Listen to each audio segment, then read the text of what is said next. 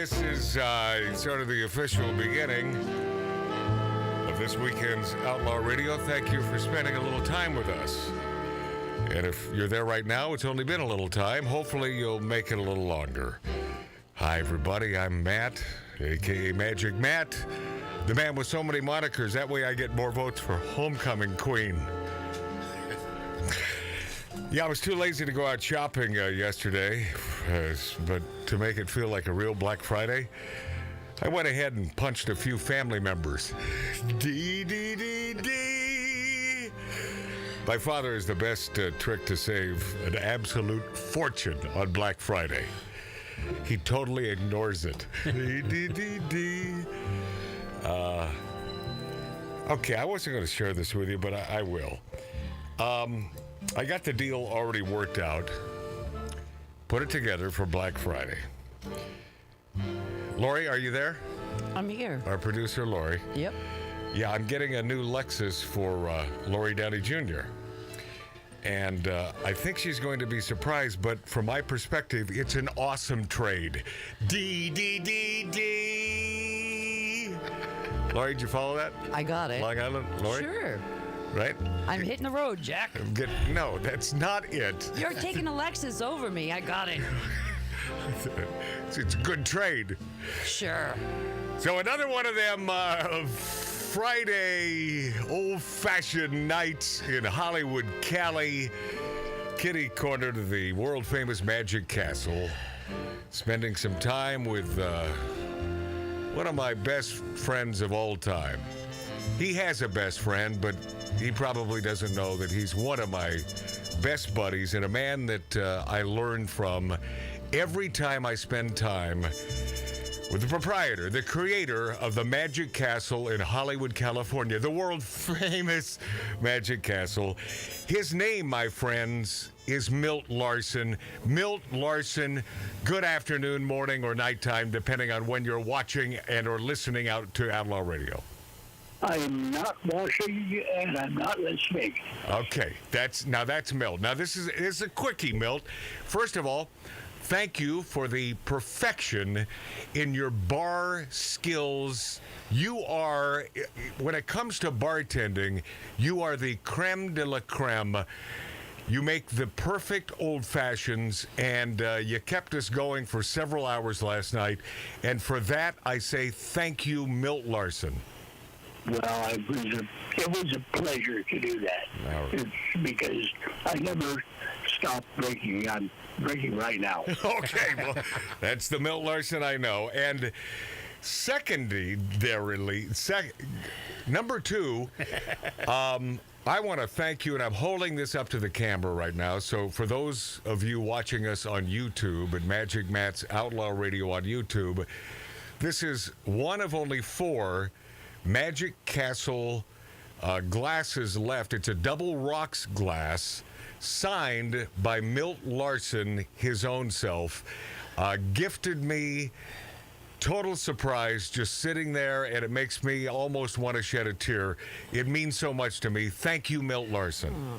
Yeah, anytime, but it's one of the last of the Mohicans, but we stopped making that particular glass maybe 20 years ago, and because they're personalized, beautiful glasses. They had a Magic Castle name on them, so people would take them home with them. Yeah, they steal them. Yeah, of course. And so we stopped making them. No. Why would you do that? Unless you're going to charge them out the door at the little gift shop. All right. Well, and finally, but never finally, Milt Larson, did you wake up this morning laughing, yes. finally understanding my big orange head joke? No. Yes. No. So even after, say, 18 hours-esque, you still don't believe it was funny, or you don't get it, or both? Well, both. I don't get it, or I didn't think it was funny. Okay. All right. Other than that, I applaud you for wanting to try to abuse me. You have to realize I'm very old, and I've heard everything. And that was one I hadn't heard. And the fact that I hadn't heard it probably means I didn't want to hear it. Okay. I'm going to connect now, within 30 seconds or so, with the man that gave me that joke, Milt Larson. Thank you for being on this planet. Thank you for, whether you know it or not, tutoring me throughout the last 32 years. I love you dearly, and happy weekend to my friend, the proprietor, the creator, with his brother Bill of the Magic Castle, the famous Magic Castle in Hollywood, California. Milt Larson, I love you. Thank you, Matt. I love you, too. Oh, man. Oh, God, so that's a first. You know, he's not the most demonstrative, but wow. Yeah. Oh, I'm getting all tingly now. That, my friends, is Milt Larson on Outlaw Radio. I called the minister so we could get married. Okay. There he is. Thank you, buddy. All right. Lori, get Patrick Albanese on the phone now. Patrick Albanese is a man that I have known for about the same length of time as Milt Larson. Patrick Albanese was a manager at the Magic Castle. Patrick Albanese is a joke writer. He's a stage performer. He's a brilliant magician. And he gave me this joke some 30 years ago. I found it to be the greatest joke on the planet. I shared it for the first time with Milt Larson last night, and he looked at me with, Milt's 91 years old. It still went right over his head. It wasn't even over his head. He just looked at me with stunned amazement. Like, what in the hell are you doing to me at 91? You really want me to die? So, Patrick, did you hear any of this? Did you get the setup? I missed it. Okay, now, what up? Okay, now follow me on this. We just had Milt Larson on the show. Milt Larson and my own self spent some time last night drinking old fashions at his place in Hollywood and shooting the Hollywood S, as it were. I decided to tell him my favorite joke. My favorite joke. Oh, I know what it is. I know what your favorite joke is. Okay. That's because the first time I heard my favorite joke was from this man on the phone, now living in the Midwest because he got the hell out of California. Why? Well, did I not explain that he's an exceptionally intelligent man? That's why he got the hell out of Dodge. Yeah, my parole was up. I could leave. Yeah. So Patrick Albanese, do you remember from beginning to end how to tell this joke? You do? I do. Okay. Because last night I did my best at telling this joke to Milt Larson, and he looked at me with deer caught in headlights. He not only hated it, I'm not certain he got it. He may have, he's a very smart guy, and comedically, Milt is sharp. Right. So he obviously didn't appreciate this joke in any way, shape, or form. The best part of the joke was you trying to explain the joke to him. Okay. That was hysterical. Sometimes you have to. Okay, Yeah. so let us... The beauty of this joke is you can tell in a room, when you tell this joke, you will know immediately who has heard a million jokes in their life and who has not. Correct. Yes. Well, but Milt Larson has heard a million jokes. So he heard a million too many. Maybe so. Okay. Ladies and Doberman, on Outlaw Radio, told to you by Midwest man Patrick Albanese, the world's greatest joke. The world's greatest joke. All right. So a man walks into a doctor, and he has a big orange head. Very big orange head. And the doctor says, well, what's with the big orange head?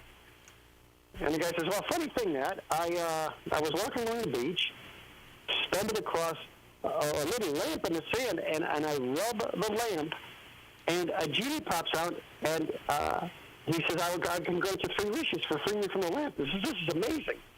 Wow, 3 wishes. That's well, let me see. For my first wish, I think I would like to be just as rich as possible. As rich as possible. The richest man on the planet. And poof, Genie says it's done. You are now the richest man in the world. That's amazing. That's great. I got 2 wishes left. Okay, wish number 2. Well, I just want to be surrounded by beautiful, hot women 24 hours a day, 7 days a week that all want to have me.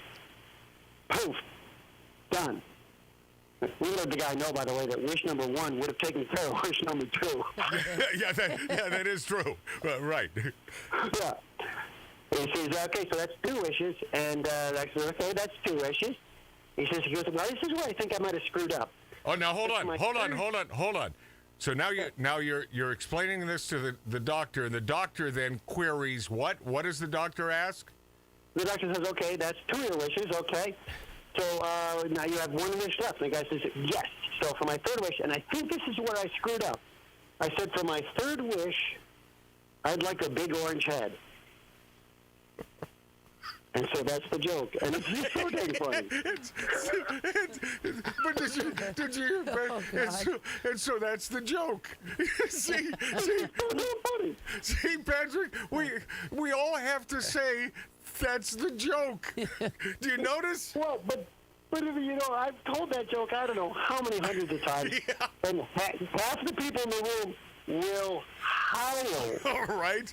And I figured, and you know what it is because they're trying to figure out what the trick punchline is, right? You know, that they always hear these genie wishes, and the 3rd wish is where the genie just doesn't understand the guy. Yeah, right. You know, I thought I said I wanted a 12-inch pianist. Yes. Right. You know, right. You know, so there's always some sort of twist, and so the comedic person will be saying, okay, let me see if I can figure out. He's got an orange head.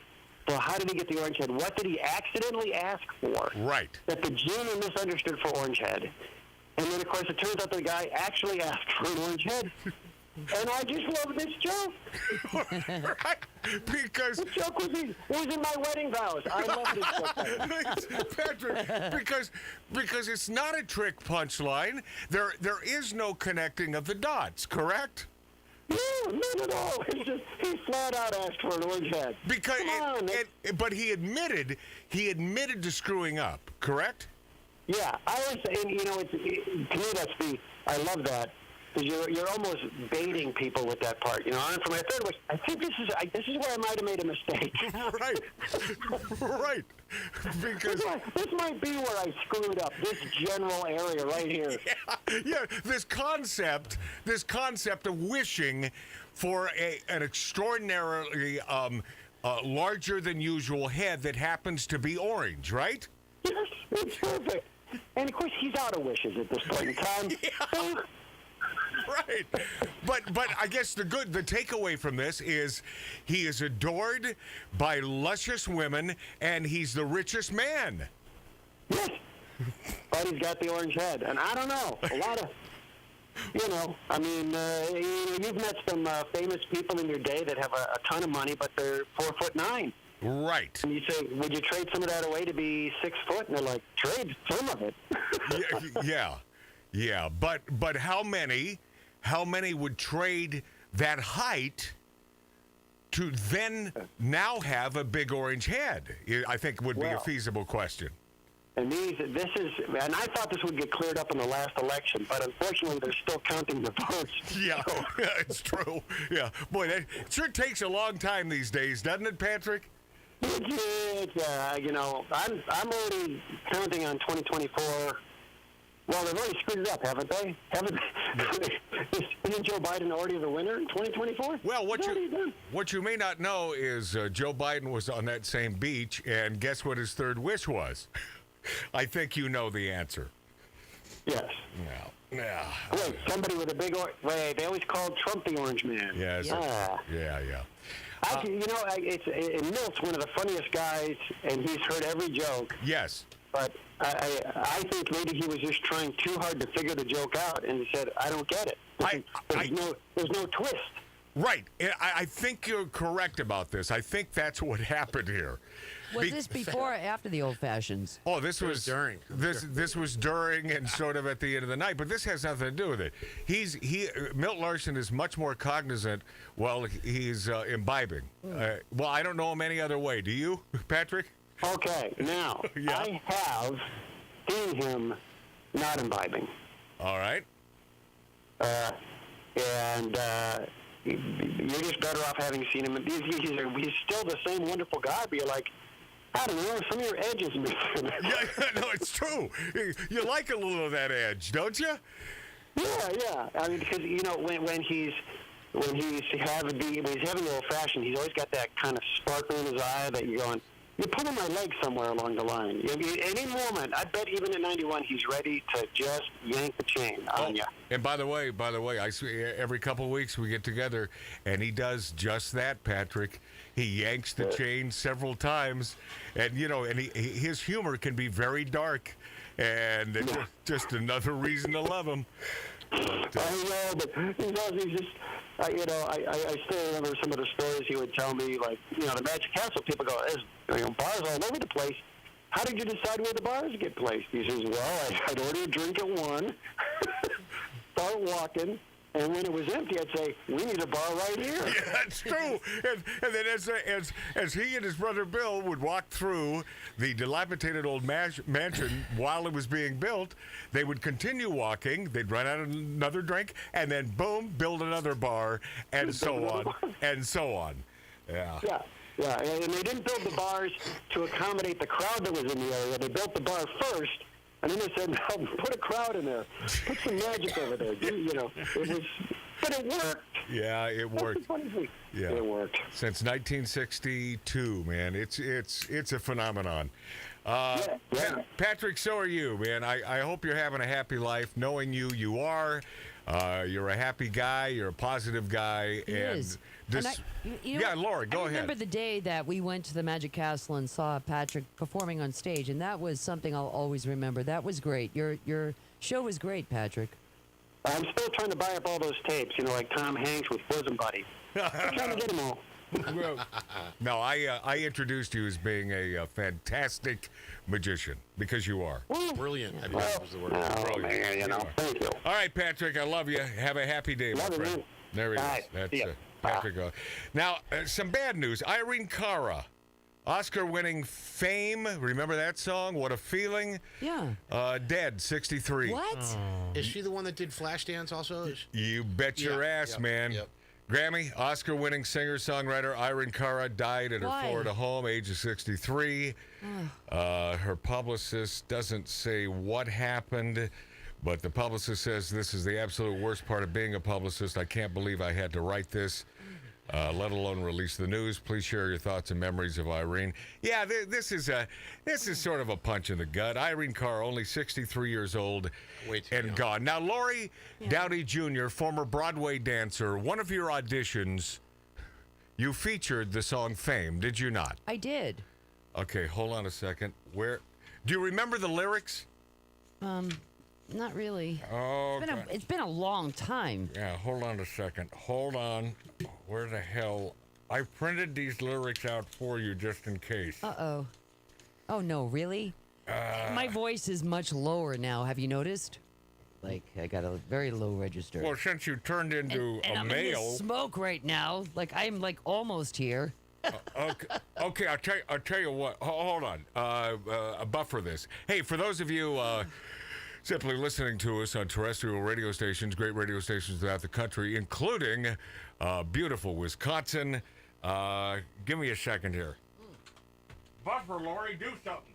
Buffer? Okay. Buffer. Well, I'm in a fog right now. Let's see if I can do anything different here we about go. that. Oh, wow. Here we go. Yeah. I'm really foggy. What is this? Lyrics. Oh, my God. Lyrics. Okay. Oh, okay. All right. Now, here's why I bring this up. Oh, God. She used this for an audition. Oh, yeah. But what was the funny part of this? That you would repeat Fame. What, right, explain it's the background. It's the background singers do the chorus. Yeah, right. And the background singers sing Fame. Well, you thought the song was missing unless that was in there, right? I did. So then you would add the fame Yes. from the chorus. And I would turn my head to the right like I was the chorus. Yeah, You know? which is, you got to admit, sort of dopey, right? Well, it wasn't dopey. It was my chorus background that wasn't there. All right, so here we Oh go. my God! Wait a minute. Ladies and gentlemen, Holy crap! it's right there, Lori, Yeah, right in this front is of like in the moment. you. Yes, it is. There was no preparation whatsoever. No, this is but, not fair. But welcome to the world of Outlaw Radio. whatever. And as we take, learn how to fly. there you go. Yeah. Yeah, you could be my backup It's the vocal. high. So Hi. here we go. Lori Downey Jr. on Broadway at an audition. We take you back 40 years ago on stage auditioning for a bunch of folks in the audience. She wants this gig so bad. I did.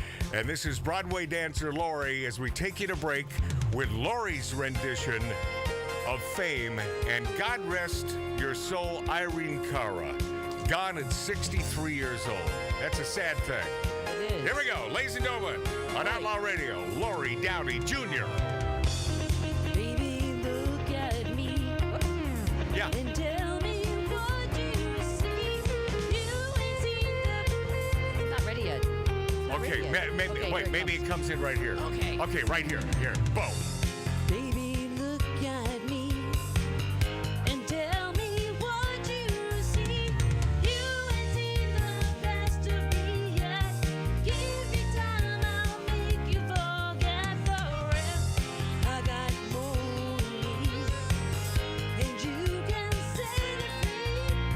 I can see the moon with my hand.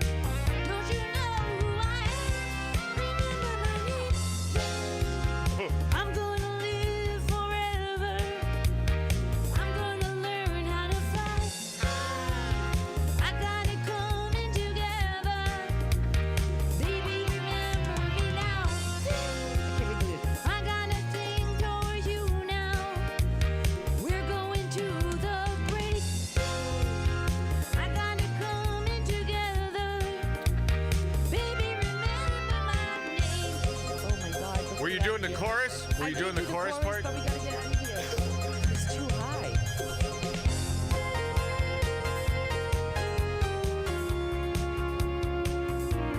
Back up. By the way, this is just for you YouTubers right now. Baby, look at me. Okay. 'Cause you can make it right.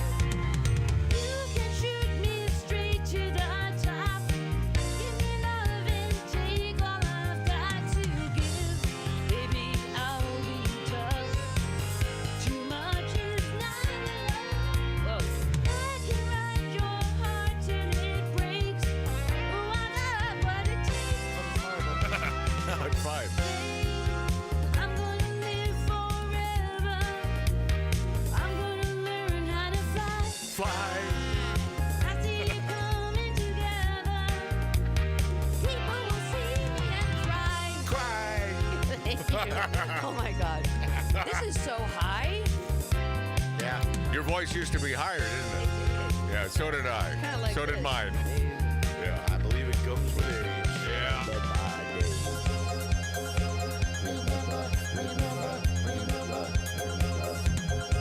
Holy crap. This is the dancing part. This I could get really. Oh, well. That's the end of that. Thank God. Oh, my God. Nicely done, Lauren. No, it was poorly done and scary, but whatever. On the spot, you did it. Because I don't care. I don't get it.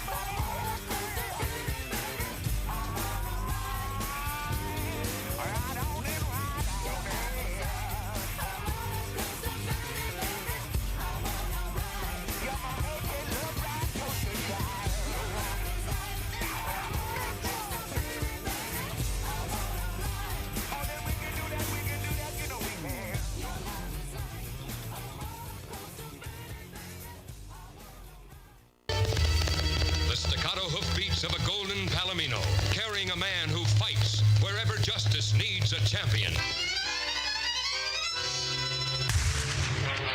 In a hideaway on the other side of the hill, with Hollywood close enough to smell, one man dared to step up to the bar and talk.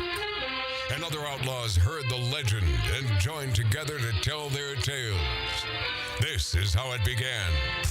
Smoking, drinking, interrupting. Magic Matt Allen. This is Outlaw Radio. You recall a few weeks ago, maybe a couple weeks ago, YouTube sent me a handle for Magic Matt's Outlaw Radio, and I shared it with you, and it worked at that time, but now it doesn't work. This is YouTube and their fascism continuing to slap us around.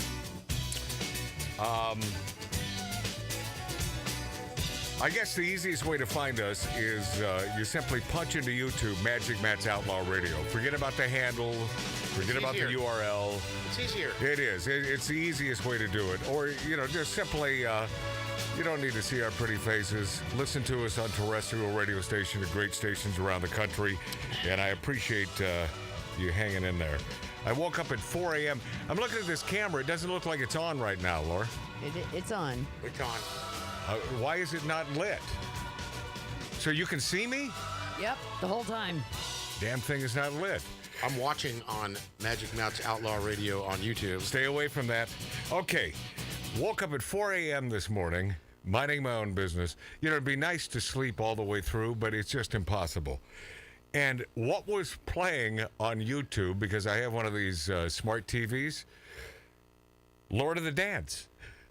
And Michael Flatley. And I love Lord of the Dance. So what do? I end up staying up for another 3 hours watching all of the Lord of the Dances, all of the Michael Flatley productions, because I find nothing sexier than these gals with their arms down by their sides and doing that stuff with their feet that I don't know how the hell they do. Matt? Yeah. You're frozen. Oh, I'm frozen. You're frozen. Well, That's what's going on. I'll have to fix this in the next break. Okay. Yeah. You're not frozen, Lori? Let me see. Nope, I'm not frozen. No, I told you. I told you. Yeah. Yeah, something happened. But Oh, your maybe hands it's on up, a you're delay. looking That's good. why I saw it. No. Yeah, that must be what's going on. Well, yeah, screw that. That's all video. We care more about the audio. I mean, that's what this show is. I only went with the televised version because of you beautiful listener who kept bugging me year after year. When are you going to go video? Well, now we are, and you see what we run into. We have a frozen camera. Yeah. But how about that? Hey, Lori, have you been, being a Broadway dancer your own self, have you been a fan of this Michael Flatley? Oh, yeah, these guys are terrific. They're, like, so exceptionally talented. They're terrific. You know, he was in the Guinness Book of World Records for the most number of... how would you explain that? Hits with his foot. Taps. Taps. It was a phenomenal number. Yep. And you wonder, how in the hell can he do that? I mean, you've tap danced, right? Nothing like that. I mean, this guy's so quick. And there's a lot of tap dances today that are much quicker than we were back in the day. Yeah. Why do you think that is? Because they're allowing males that used to be females that are now males, It has nothing to do with that. No. No. I mean, So it's not a sporting event. I think it's become a sport. Yeah. There were some great tap dancers back in the day. Yeah. The Nicholas brothers. Oh, they yeah. were fantastic. Well, Sammy Davis You know. Jr., no slouch. No, and I was blessed to know the Nicholas brothers. I was very impressed by these guys. Yeah. And if you watch the old movies, you can see them. But today's tap dancers, it's more of a sport, and they are putting stuff out like we never did before. Yeah. Yeah. So they upped the game. Yes, definitely. With the tap dance kid, I think it all started with the tap dance kid. I was surprised to discover Michael Flatley is 64 years old now. And as I understand, he has tons of pain and he's not dancing anymore. Yep. But man, when you do what he did, that has to happen, right, Lori? It's like Burt Reynolds doing his own stunts. It happens for all of us. Our hips go first. Like half my friends that are dancers, I was always the youngest one. Yeah. But they're all in hip replacement now, and you feel it. You feel all the ballet, jazz, tap, all those years. I mean, I was training since I was 3 years old, and I can feel it. Did you know that going into the business of dance that one day you would pay for this? No, you think that you're going to be youthful forever, Yeah. and I still do. It just hurts. It hurts over here. It's okay. Yeah, I had no idea that these beautiful Irish gals are on their damn toes. So Yes. what this? Toe tapping. Yeah, I mean they're up on their toes, man, Right. while they're doing these incredible stunts. It's not that hard. Well, being on your- please. No, being on point. Yeah. Like so they've had training as a ballerina at some point. That's the way I see this is, so Flatley took this mixture of ballet Right. and this other thing that he calls, what do they call this? They don't call it Lord of the Dance, they call it what? Traditional Irish dance. Wrong. There's a name for this. There's a name for this dance, and for some damn reason I can't think of it right now. It's the Irish. But It's like Riverside dance. It's like it's almost like a jig, but it's done to perfection. And I had no idea. Well, I'm watching for 3.5 hours until like 7 in the morning because I can't sleep, and that they're on their damn toes. That's got to hurt, doesn't it? No, it doesn't. You just have to have strong ankles, and once you're used to working on your toes as a ballerina, working in point, Yeah. which is you have these toe shoes. It's really not that difficult, but people always think it is. Yeah. It's not. Well, But what they do is terrific.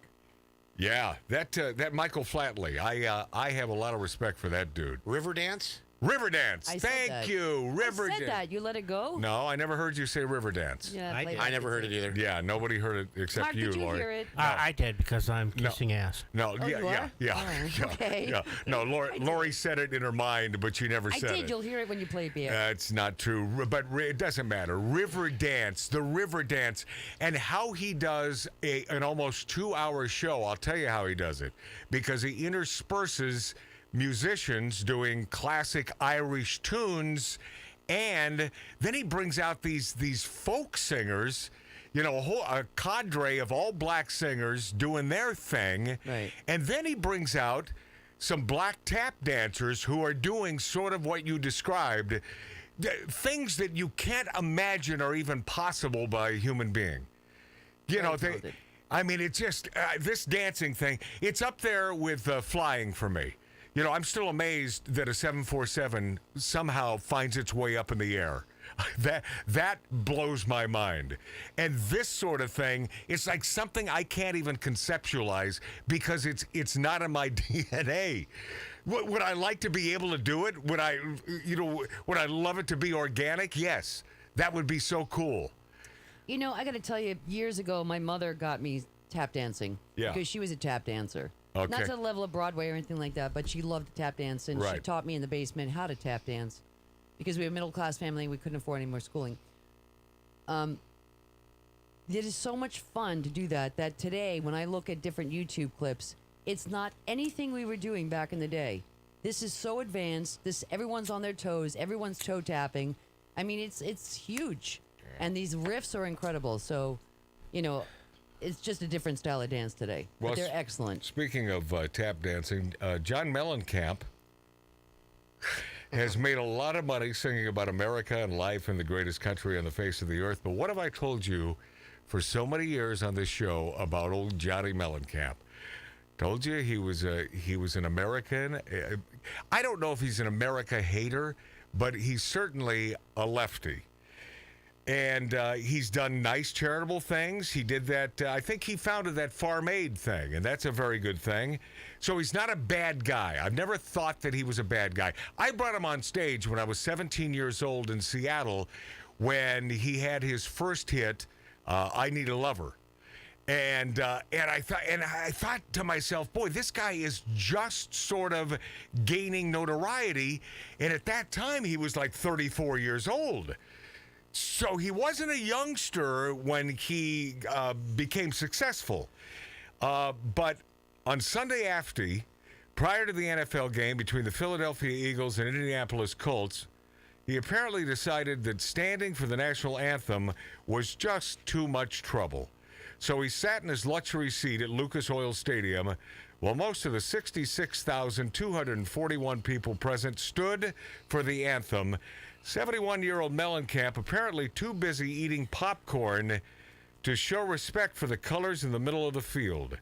Someone in the adjacent section snapped the photo of Mellencamp, sent it to Quick Kick 360's Dan Dekich, and I mean, the dude, he's sang the Authority song, and that one Mellencamp belts out, I fight authority, authority always wins. But this isn't about authority, it's about respect. And it's about not being a friggin' fraud, John Mellencamp. He wrote a lot about it being an American and living and growing up in America. He marketed himself as kind of an all-American guy from the Midwest, but he conveniently forgot to write about how he doesn't want to stand for 90 seconds to honor America. And that's who these people are.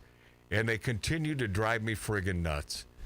You know, if you don't like America, and it's so easy to say, then get on the first flight or mule. That'll only take you so far. And get the hell out of Dodge. There are a lot of people leaving the country. Well, good. You know, good riddance. Good riddance, but you say a lot of people. What does that mean? Well, I was looking at the stats, so there are a lot of people looking for different countries to live. Yeah. You know, and some of these countries coming up, I would never even think about visiting. Portugal? Yeah, Portugal. I've never thought about going there, but Portugal so many is Americans beautiful. are going there. Let me tell you something. Portugal keeps appearing. Over the last several years, and it started with my poker playing buddy Roman. He brought up one night a couple years ago, he said, you know where we should all live? Portugal. Portugal's gorgeous. And then I keep hearing Portugal. I was talking to my daughter a couple days ago. She mentioned Portugal. Yeah, it's a big thing. That's where her grandfather is spending a vacation. Portugal. I said Portugal again with the Portugal. Yep. I've been there. So you have? Oh, yeah. And it really is Phenomenal. It's gorgeous. And I guess the cost of living ain't that high. Well, when I was there, I was 6. Yeah, okay. I lived in Spain for 3 years, and we went to Portugal. My grandparents were from Spain. Hey, man, that's another country that I understand is absolutely beautiful. Is yeah. Spain? Beautiful. Right? Castles. I mean, it's phenomenal. Yeah. Would you ever live there in Portugal? I would love to live there. Really? Yeah. Would you give up your American citizenship to go to Portugal? I would never give up my American citizenship. Yeah, I You would. get a dual I wouldn't either. citizenship. Maybe. Yeah. Yeah. You wouldn't need to, I don't think. I mean, especially if you like fresh fish, man. Oh, gosh. Yeah, Portugal. We had family everywhere. They had farms. We had fresh veal, fresh everything when we were there. It was I ridiculous. didn't know you were Spanish. I'm adopted, but my family is Spanish. Yeah. He's not really Spanish because being a lot of Cuban Jews. You sure you're not Cuban? No. Nope, not sure. No, I am. No, Yeah. I'm not. All right. Okay. When we return, I don't know if we're going to have time for this in this I want to break. fix your camera because it's driving me nuts. Yeah, It's okay. frozen. Justin Trudeau, my favorite guy of all time, is preaching diversity on Canadian RuPaul's Drag Race spinoff. This guy, not unlike our governor here in California, has ruined Canada.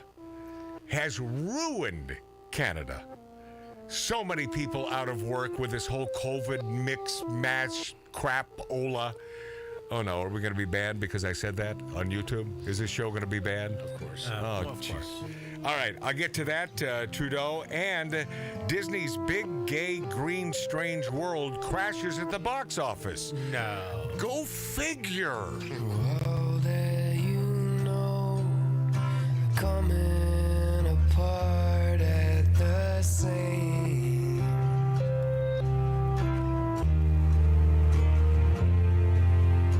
Wherever you go, I follow you home in my dream.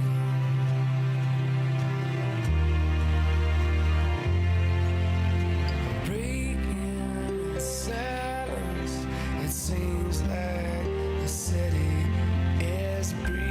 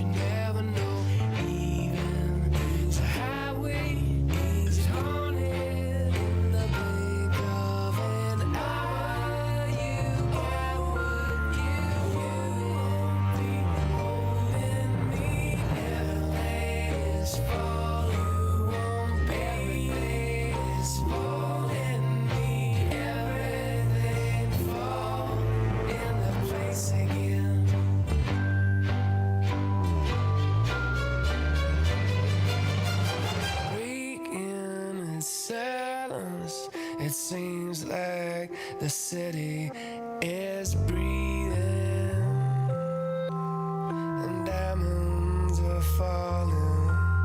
Our rose-colored glasses, the moon and the river is seething. The holiday calling, wherever you go, I'll follow you home in my dreams.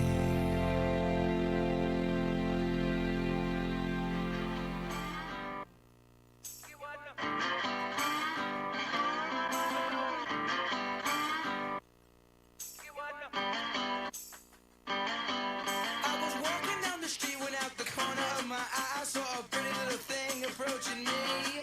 She said, I never seen a man who looks so all alone. Could you use a little company? If you pay the right price, your evening will be nice and you can go and send me on my way. I said, you're such a sweet young thing, why you do this to yourself? She looked at me and this is what she said. Oh, there ain't no rest for the wicked. Money don't grow on trees. I got bills to pay, I got mouths to feed. There ain't nothing in this world for free. I know I can't slow down, I can't hold back, though you know I wish I could. I know there ain't no rest for the wicked until we close our eyes for good. Not even 15 minutes later, I'm still walking down the street when I saw the shadow of a man creep out of sight. And then he swept up from behind, he put a gun up to my head, he made it clear he wasn't looking for a fight. He said, give me all you got, I want your money, not your life. But if you try to make a move, I won't think twice. I told him you can have my cash, but first you know I gotta ask what made you wanna live this kind of life. He said there ain't no rest for the wicked. Money don't grow on trees. I got bills to pay, I got mouths to feed. There ain't nothing in this world for free. I know I can't slow down, I can't hold back, though you know I wish I could. I know there ain't no rest for the wicked.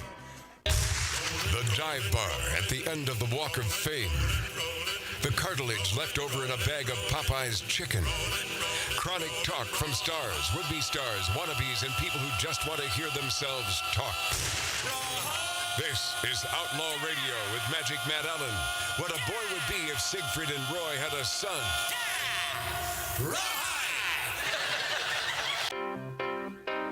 Next hour, a couple tasty tidbits, including but not limited to Justin Trudeau preaching diversity on Canadian RuPaul's Drag Race spinoff. That will be fun. I'll play a little of that. That guy is such a friggin' milquetoast piece of crap. And Disney's big gay green strange world crashes at the box office. Boy, they brought back Iger, and that's probably the smartest move ever. And now he is just getting rid of folks left and right. He's no dummy, man. You know, he had Disney humming. And then all of a sudden, he retires, and the woke took over, and I think Iger's had enough. Well, their prices got crazy. Yeah, well, we're That's talking. not gonna change. Yeah, but Laura, we're talking about everything Disney. You know, not just their parks. We're talking about everything Disney. And yeah, their parks, they keep raising the prices $70, $100. My God, for one person, it's $250. Yeah, it's a lot. For a day. That's insanity. That's what he said. And that's, yeah, right. It is insane. Yep. He was very upset to find out how they raised the prices at Disney parks. I'm sure Iger has stayed out of it, you know, the last couple of years. It's like, okay, enough. thought he I'm was retired. retiring. Yeah, well, guess what? He's back, yak. And it appears he's kicking some ass. So good going. Hey, Ice-T mocks leftists quitting Twitter over Elon Musk, saying, but they still drive his cars. Yeah. I like this, Ice-T.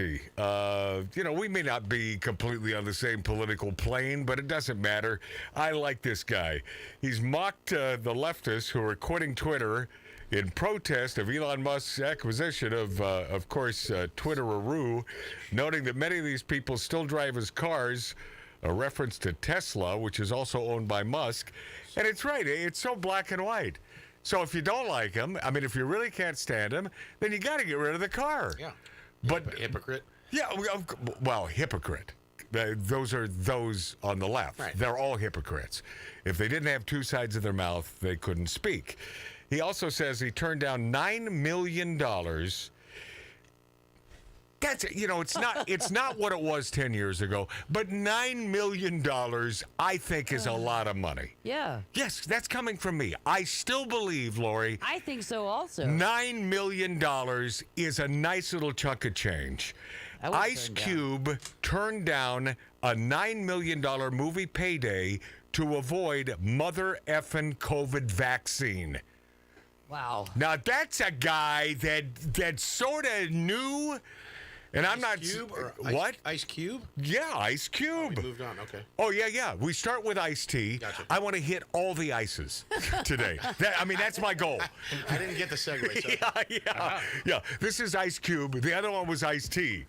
Ice Cube is a billionaire. Yeah, oh, yeah. He didn't care about $9 million. So he laughs at $9 million. He's confirmed he turned down a $9 million paycheck to work on a movie because he didn't want to get the COVID vaccine. Well, good for you. It was worth $9 million not to do it for him. Now, would I get the COVID vaccine for $9? Yeah, I'd probably take my chances. for $9 million?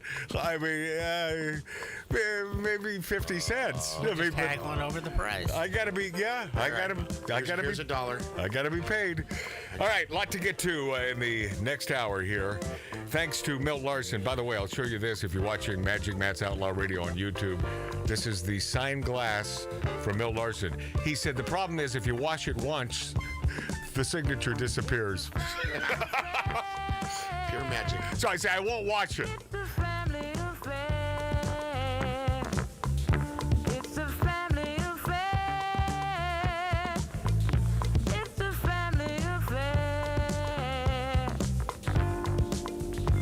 Child grows up to be somebody that just loves to learn, and another child grows up to be somebody you just love to burn. Mom loves the both of them. You see, it's in the blood. Both kids are good and bound. Thicker than the mud, it's a family affair. It's a family affair. It's a family affair. It's a family affair. What of it?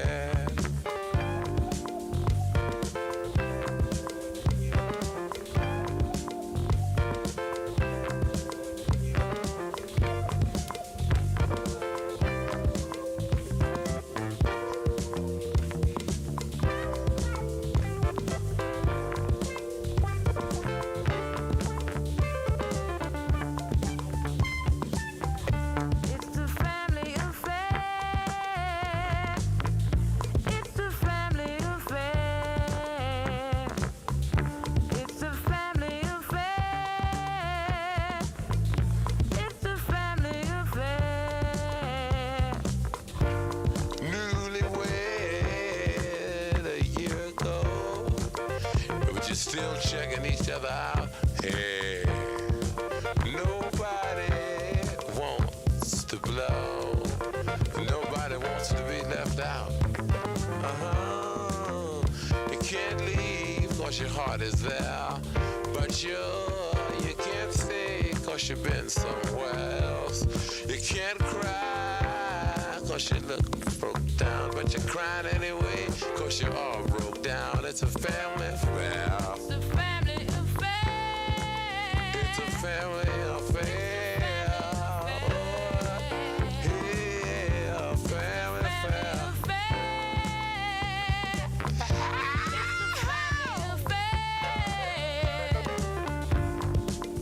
One child grows up to be somebody that just loves to learn, and another child grows up to be somebody you just love to burn. Mom loves the both of them. You see, it's in the blood. Both kids are good and bound. Blood's thicker than the mud. It's a family affair. It's a family affair. It's a family affair.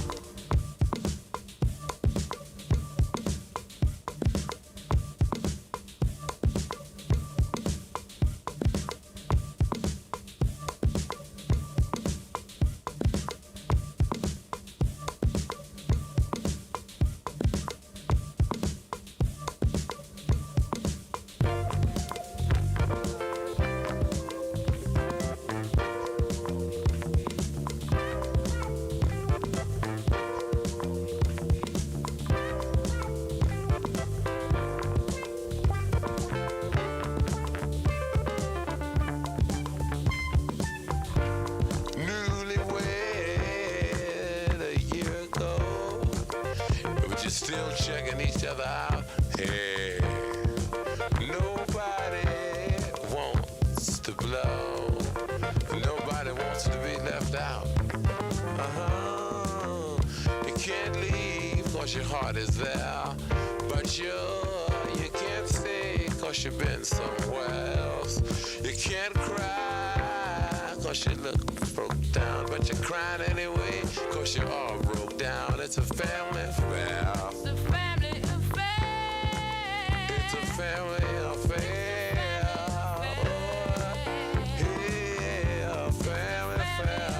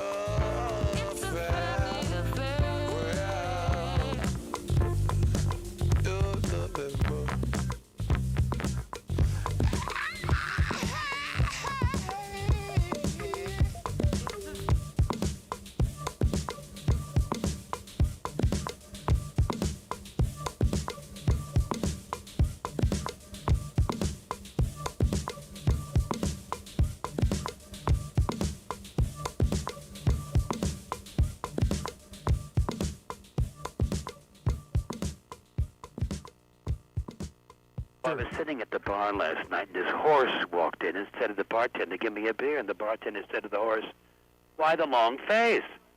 Wait a minute. Then this sandwich came in. The sandwich sat next to the horse. The bartender said, "We don't serve food here, thank you." And then the skeleton walked in and said, "Bartender, give me a beer and a mop."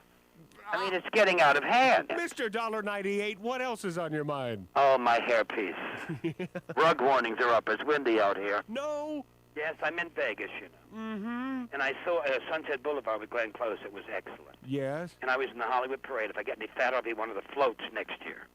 Rip Taylor, You everybody. know you're fat when the crotch in your moo-moo fits. You know what I'm talking about? I think I know I exactly. was so fat as a kid, my mother used to dress me alike. I mean, I was heavy.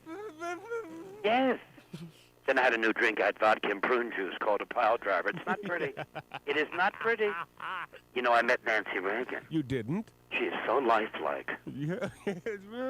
You know, she thinks PMS is plural for afternoon. She's not bright. Rip Taylor, ladies and Dobermans. Have a great time. You and Debbie. You know, we're the last line of defense. And really, the comedians are the last, the voice of truth in this whole thing. Hi, this is Meatloaf. Okay, kids, you know what time it is? You know what time it is? It's Outlaw Radio time! Outlaw Radio for all of us. Outlaw Radio for all of us. Outlaw Radio for all of us. Hi, this is Sean Young on Outlaw Radio. Hey, this is Shelley Berman on Outlaw Radio. Listen, come on, listen to me or listen to Matt. If you like being bored, it's great for you. It's Robert Hayes. I'm here on Outlaw Radio with Magic Matt, a.k.a. The Weasel. We are here to drink. We're here to smoke. We're here to interrupt. You may drink. You may smoke. You may interrupt, but I'm here to... Live from the Lighten Up Lounge, this is Tom DeLuise saying, this is Outlaw Radio. Hi, this is Chuck Woolery at Lighten Up Lounge on Outlaw Radio. It was lots of fun, guys. Be back 2 and 2. Hi, this is Gilbert Gottfried, and you're listening to Outlaw Radio, where we smoke, we drink, and occasionally we bother people who look old and weak. Hi, this is Rick Dees with Magic Matt, a.k.a. Mr. Cigar, in the Lighten Up Lounge. We drink, we smoke, we interrupt.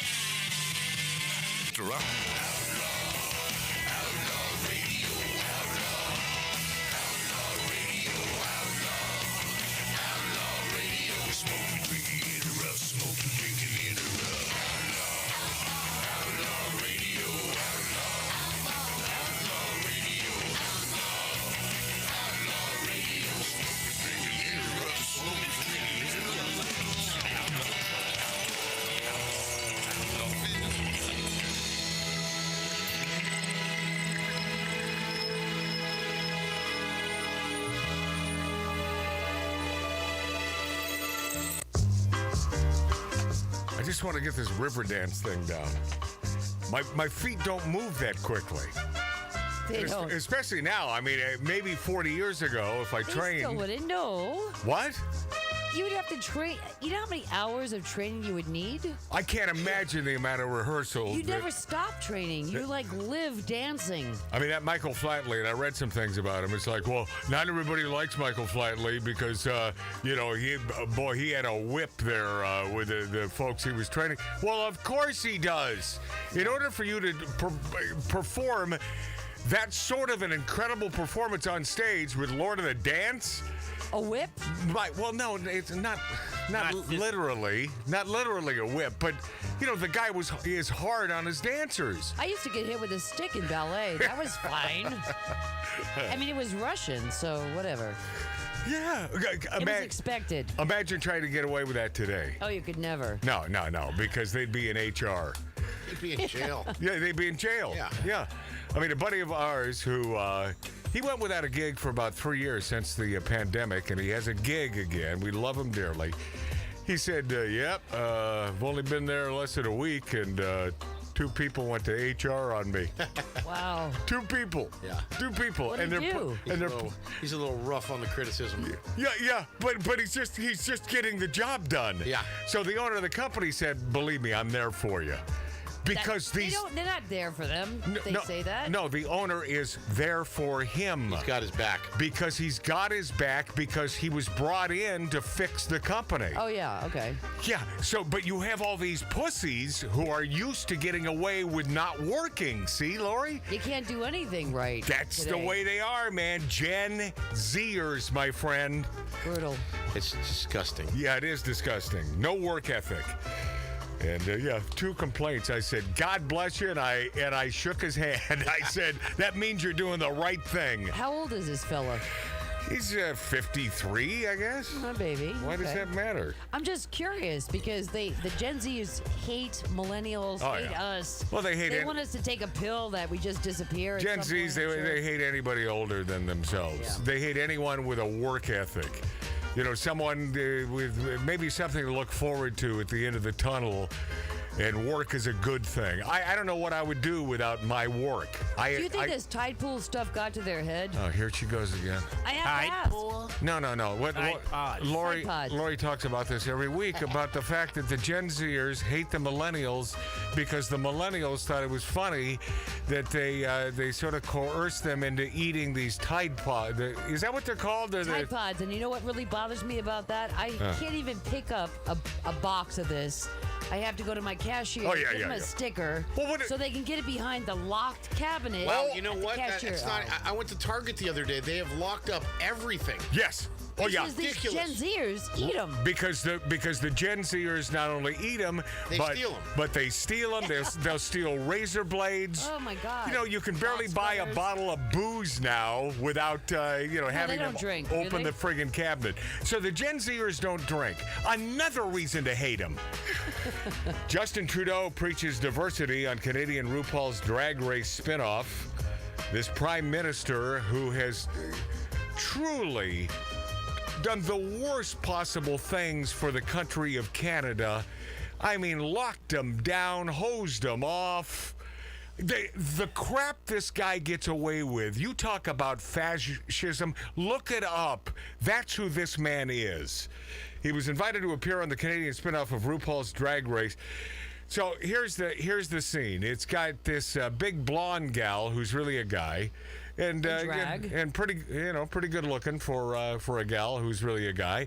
And then you got this table of little squishy little idiot sticks. They're not in drag, but they're guys who do get into drag, right? And they're all sitting at the table, and you'll hear them. And so I don't know who the hell this blonde chick guy is, but it is the Canadian version of a Drag Race. What am I hearing over there? It's really good. It's your HR guy. Yeah. And, so you're in HR, and he stepped right on in. He did. All right. Well, we put up with it because he's a Marine. Hoorah! Hoorah! Okay. I'm getting that hum again, Lori. I don't know what that is, but it's, okay. Yeah, Oh, good. Yeah, you sated it. So whatever that was. Here we go. This is, well, you'll hear him introduced. And this is RuPaul's Drag Race spinoff on Canadian television. Hi, Queen. Hi. I'm so sorry to interrupt. I know it's a big day. Pause. In fact, we'll start from the beginning. You know what pisses me off more about listen. Dress in drag, I don't care. Don't come to our 5-year-old kindergarten school and make it seem like this is really cool and all right. That's where I draw the line. I don't like that. But you got a TV show. It's a success. People are watching it. God bless you. God bless you. What's he doing? On a second. What is he doing there? What is HR man doing there? He's moving around stuff. What? He's doing stuff. Yeah. What do you do? Why isn't he over there? You're eight. No. Don't put him over there. No, whatever you do, don't put him over there. You know, years ago, you did a drag show. Yes. Paul, like that guy that I forget his name. What? He sounded like Paul Lynde, and you did this show like years ago. What? Waylon and Flowers? No, I forget what it Madam was. and We were in Flowers? Hollywood, and you were great, Matt. What? And these were like drag queens. You're talking about the TV show I did. Yeah. Yeah, where I was the quote unquote staunch conservative with a bunch of drag queens. Yeah. See, because you know why we got along? Because they know that I don't have hate in my heart. I don't hate them because they dress up as girls. I can give an ass. Do whatever makes you feel good. But when it comes to coming to a 5-year-old and trying to impress upon them that this is cool to do, no. Don't put those notions in a 5-year-old kid's head. And that's where this indoctrination I can't stand. But the TV show, Live and Let Live, it's not my cup of tea. I don't watch the damn thing. But this is the Canadian. Oh, this is what I was going to tell you. This is what pissed me off more than anything. Stop with this Canadian lingo, okay? I'm not. Canadians, always known as being the nicest people ever. But I'm not so sure about that. You know, they're nice in front of you, but what are they thinking? I think they're thinking those friggin' commercialized piece of crap Americans. That's what I think. That's what I think they're thinking. But they come off very nice, and it's true. I've never met a Canadian who I thought, well, that guy's a piece of crap. That's crazy. They're always very sweet. They're always very nice. They're known for being nice. But listen to the pronunciation here, and you can tell this drag queen is from Canada. Go, Lori. Hi, Queen. Hi. I'm so sorry to interrupt. Pause. Sorry. That bugged me more than anything in this entire clip. So sorry. It's okay to say sorry. That's the way we should pronounce it. Can we all agree on that? Sorry. Sorry. You sound like Kermit the Frog, drag queen. Sorry. That's the way they say it. I don't like it. Oh. I have a problem with it. Continue. Big day, but seeing as we have the best queens from around the world, we thought you deserved a proper welcome. Please help me welcome to the Canada's Drag Race workroom, the Prime Minister of Canada. Oh, boy. Justin Trudeau! Oh, you know they love him, man. They love this mealy mouth piece of crap. Do I have to kiss his ring? I heard you had a summit, and I think I'm a little too late for it, unfortunately. Oh, my God. We're actually just about to do makeover episode. Oh, that's a big one. Queens, anybody want to take it on? This is groundbreaking. The first ever world leader to visit a drag race set. The fact they call him a world leader. That's pretty. Huh? Yeah, that's pretty extreme. That's sort of thin, right? It's Canada. You know, I have, and maybe you're thinking I'm going too far here, but I have thought for so many years, because I used to live in Seattle, you know, spitting distance to Canada. I always thought we should just take them over. You know, let's just take them over. Because you know they're not in for the fight. Not at all. Wow. You know what they'll do? They'll say, oh, yeah, whatever you want, man. Yeah. They'll surrender? They have great resources. There's a lot of oil there. Great beer. Cold. Take off, eh? Yeah, take off, eh? And, you know what they say? Sorry to offend you, eh? I say America should take over Canada. Is that so nutty? I don't think so. I mean, they're just waiting to be taken over. Oh my God. Do we need that many more blue states? No, we'll turn them red. We'll turn them around. You know, I think a lot of those folks are sick of being pushed down with this COVID crap, with this Justin Trudeau. I mean, the truckers certainly aren't fans of old Justin Idiot Stick. And number 2. All right, make sure Mark's mic is up way too loud, so fix that, please, Lori. All right. Yeah. By the way, if Mark C.G. Boyer's mic is up at all, it's too loud. That's too. Justin Trudeau on the Canadian RuPaul's Drag Race spinoff. Here we go. Listen, I'm glad to be the first, but I look forward to the time there's a third or a fourth. To have a world leader in the workroom. What is he talking about there? A third or a fourth world leader? Yeah. But he considers himself a world leader. He did identify that way. Okay. He did identify that way, didn't he? Yeah. That's Tattoo Dave over there. Continue. Talking to us, how amazing is that? You better work, Justin Trudeau. Yes. How's it going? Are the Canadian queens being welcoming? Are they appropriately polite the way we're supposed to be? Everybody nod. I wouldn't say they're appropriate, but they've been very nice. See, in Canada, polite doesn't mean no shade, because I know that's part of it. Justin, I just want to Pause thank for a second. You know, it's like someone threw a microphone into a gay brothel. I mean, right? Yeah. It's just a gaggle. It's just a gaggle. And you all have to talk like this. It's like, if I'm a guy who prefers men sexually, I can't see acting that way. Yeah. I don't see why you have to act that way. I mean, if you can't stand women so much, why do you act like a female? That part just blows my mind. If you can't stand them, why do you act like them? And it's everything is a lust, Jesus. Can't stand them, join them. I guess. Continue.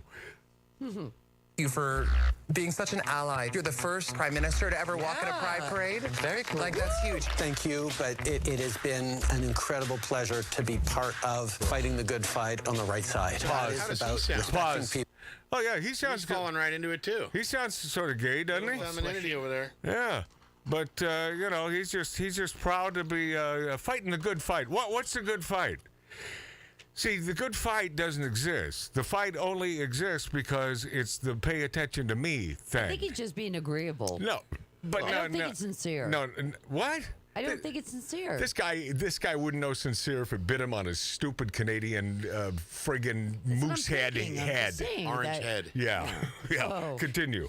Can we move beyond tolerate and start embracing and loving and accepting Pause. and learning? Is that right, Justin Trudeau? Can we move beyond tolerate and just love?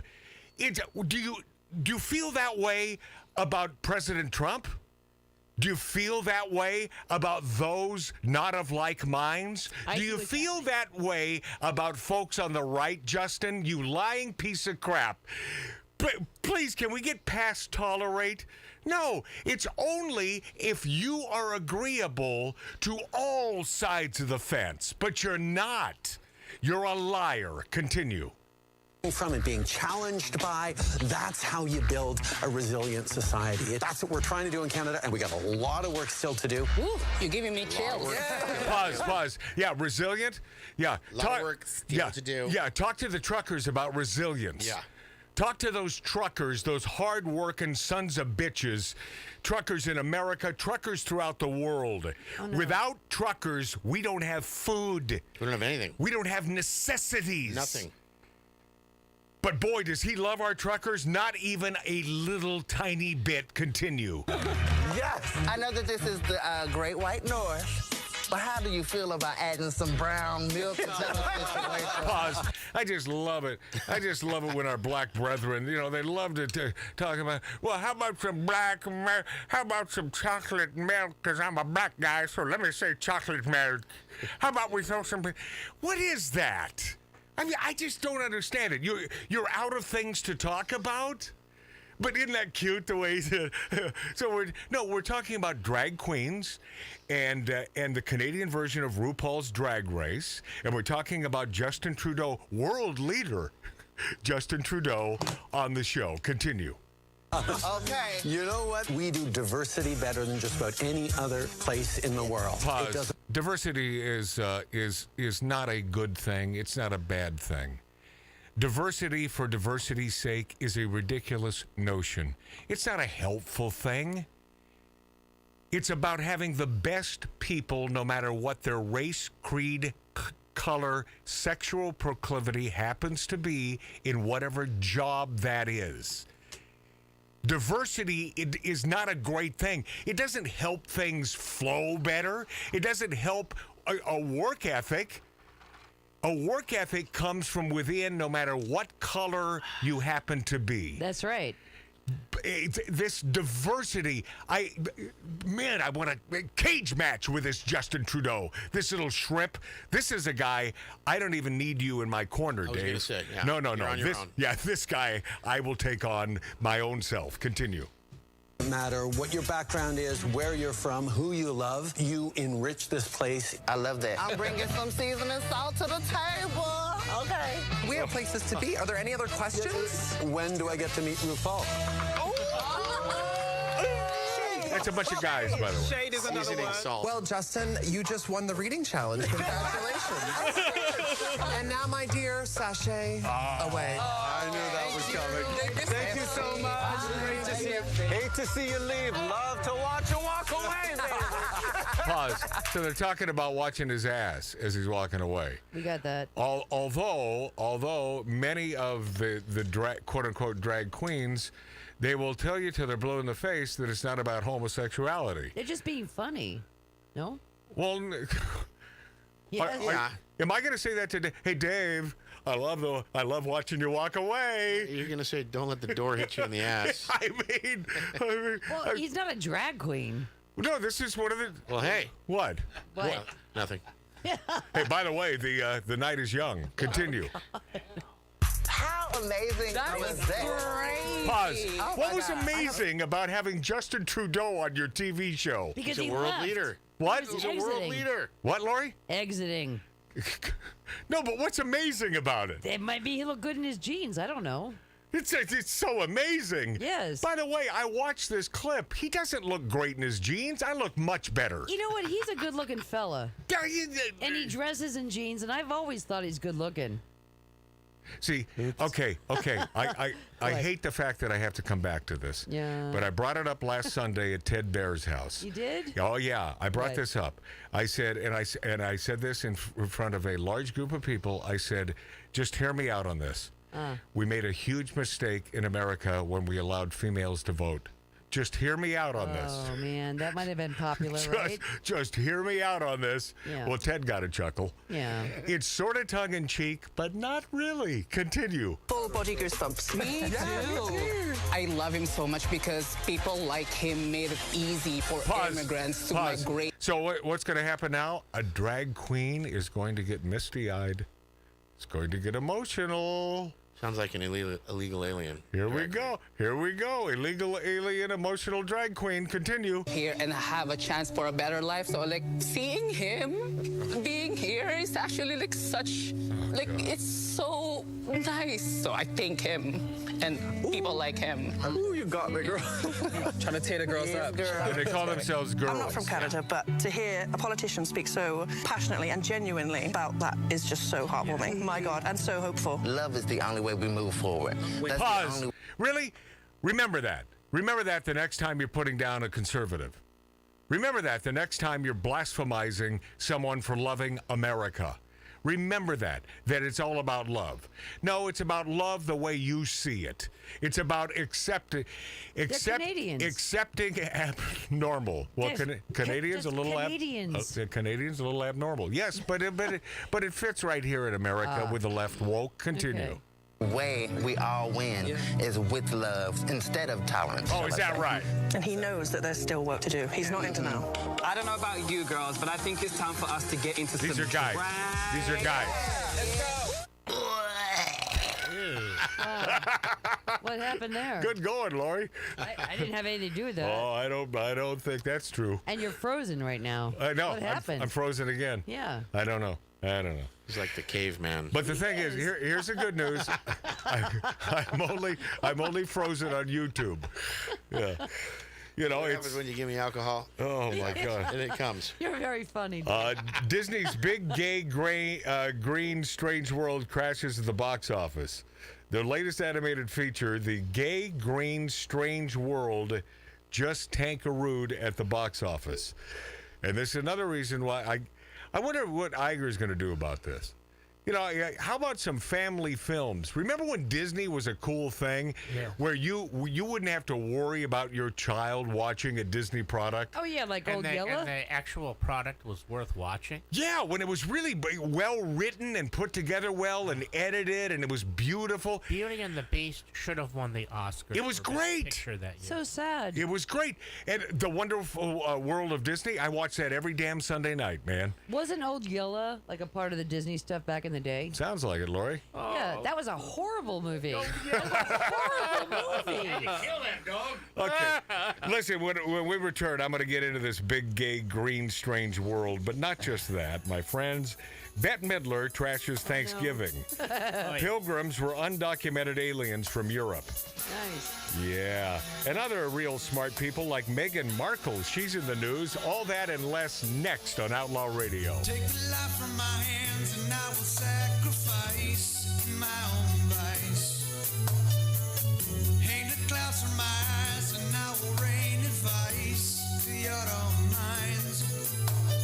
Dripping candle burns. Small dogs live and learn if they're kept outside.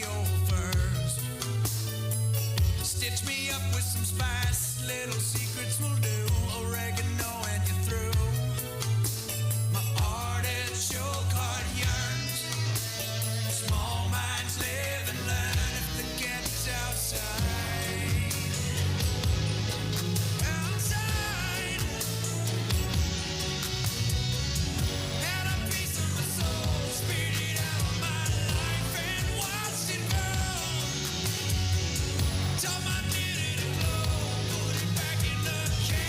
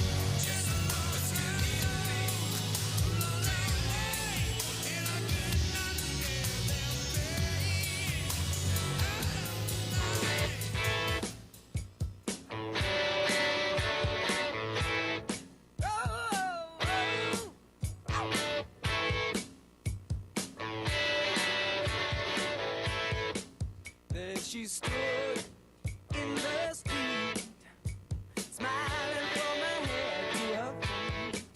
I said, hey, what is this? Now, baby, maybe she's in need of a kiss. I said, hey, what's your name, baby? Maybe we can see things the same.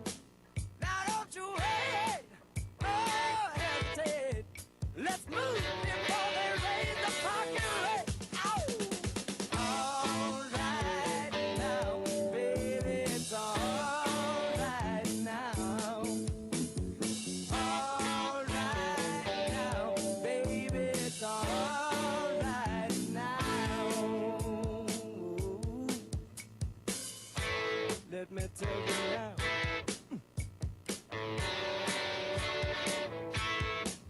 I took her home to my place, watching every move on her face. She said, look, what's your game, baby? Are you trying to put me in shame? I said, slow, don't go so fast. Don't you think that love can last? She said, love, Lord above. Now you're gonna trick me in love. All right now, baby, it's all right now. All right now, baby, it's all right now. It's all right now.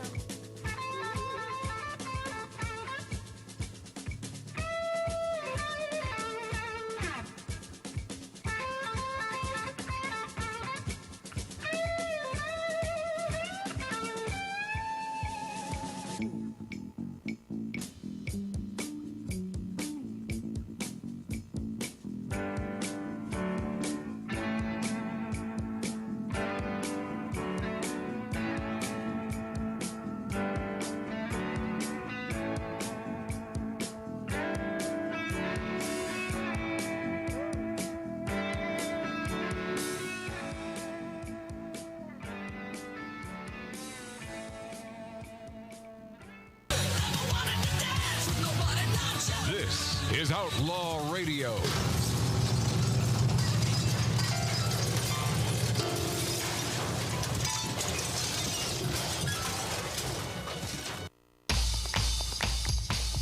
All right. Okay.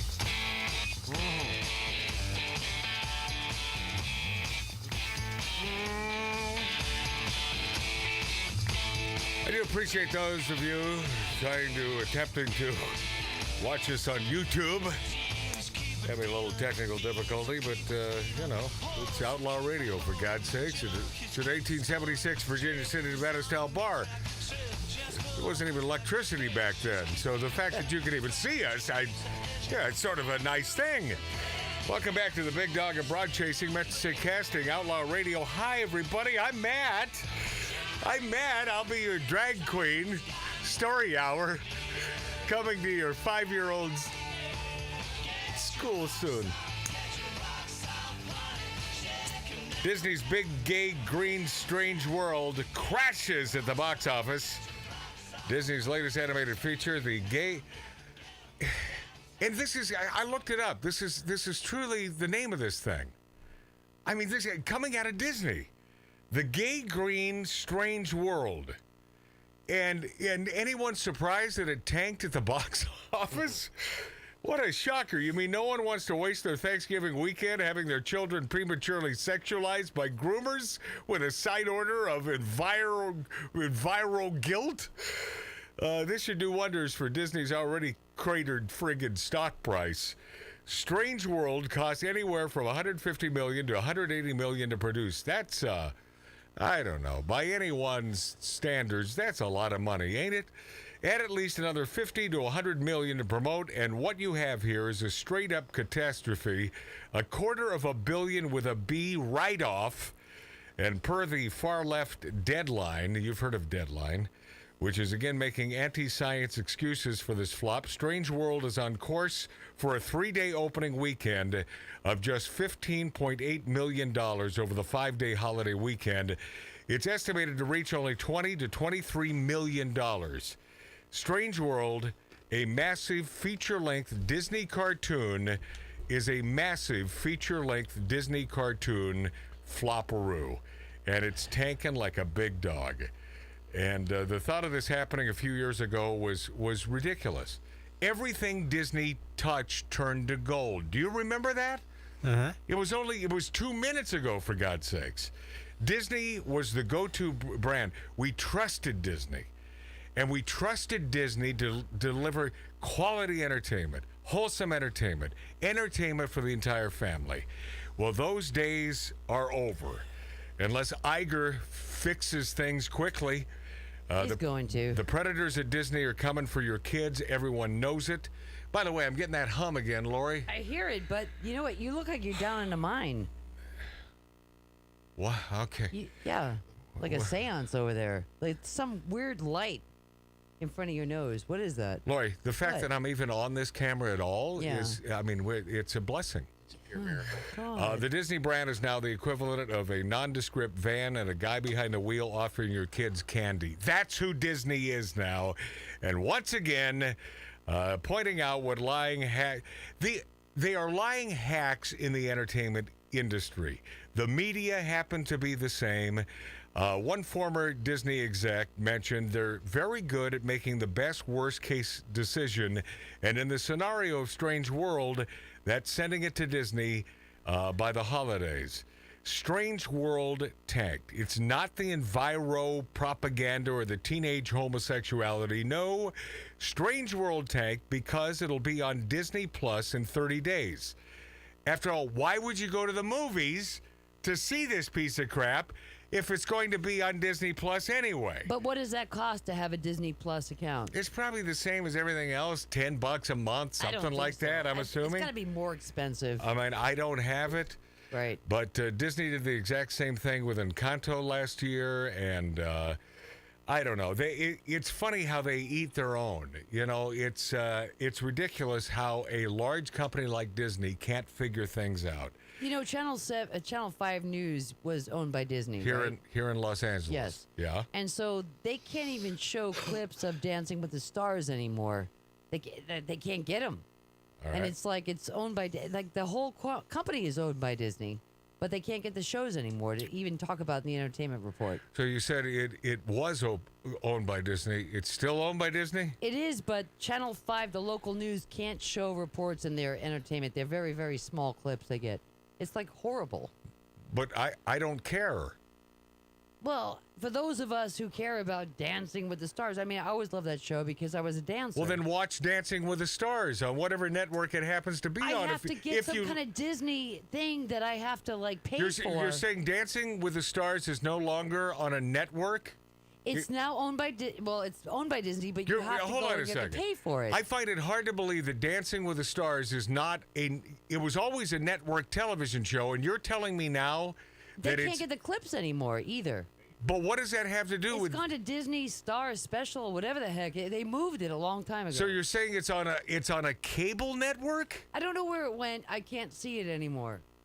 That's what I'm telling you. I just don't. I can't imagine that Dancing with the Stars is not Anybody on else know about Disney this? Plus. So it is. So it's on Disney Plus. Right. So you have to have a subscription in order to see it. $7.99 a month. Yeah. Right. You have to have a subscription for everything now. Yeah. Yeah, but I'm not paying that to see that show. I like that show because I was a dancer, but I'm not paying for it. Yeah, I don't think you need it. But it's all about normalizing sex between adults and children, and that sounds crazy. But look at what Disney's doing today that sounded crazy 5 years ago. That people would have said, what, are you nuts? But it is. I mean, that's the end game is making you feel like a bigot for not allowing a hairy drag queen to take your 6-year-old son to bed.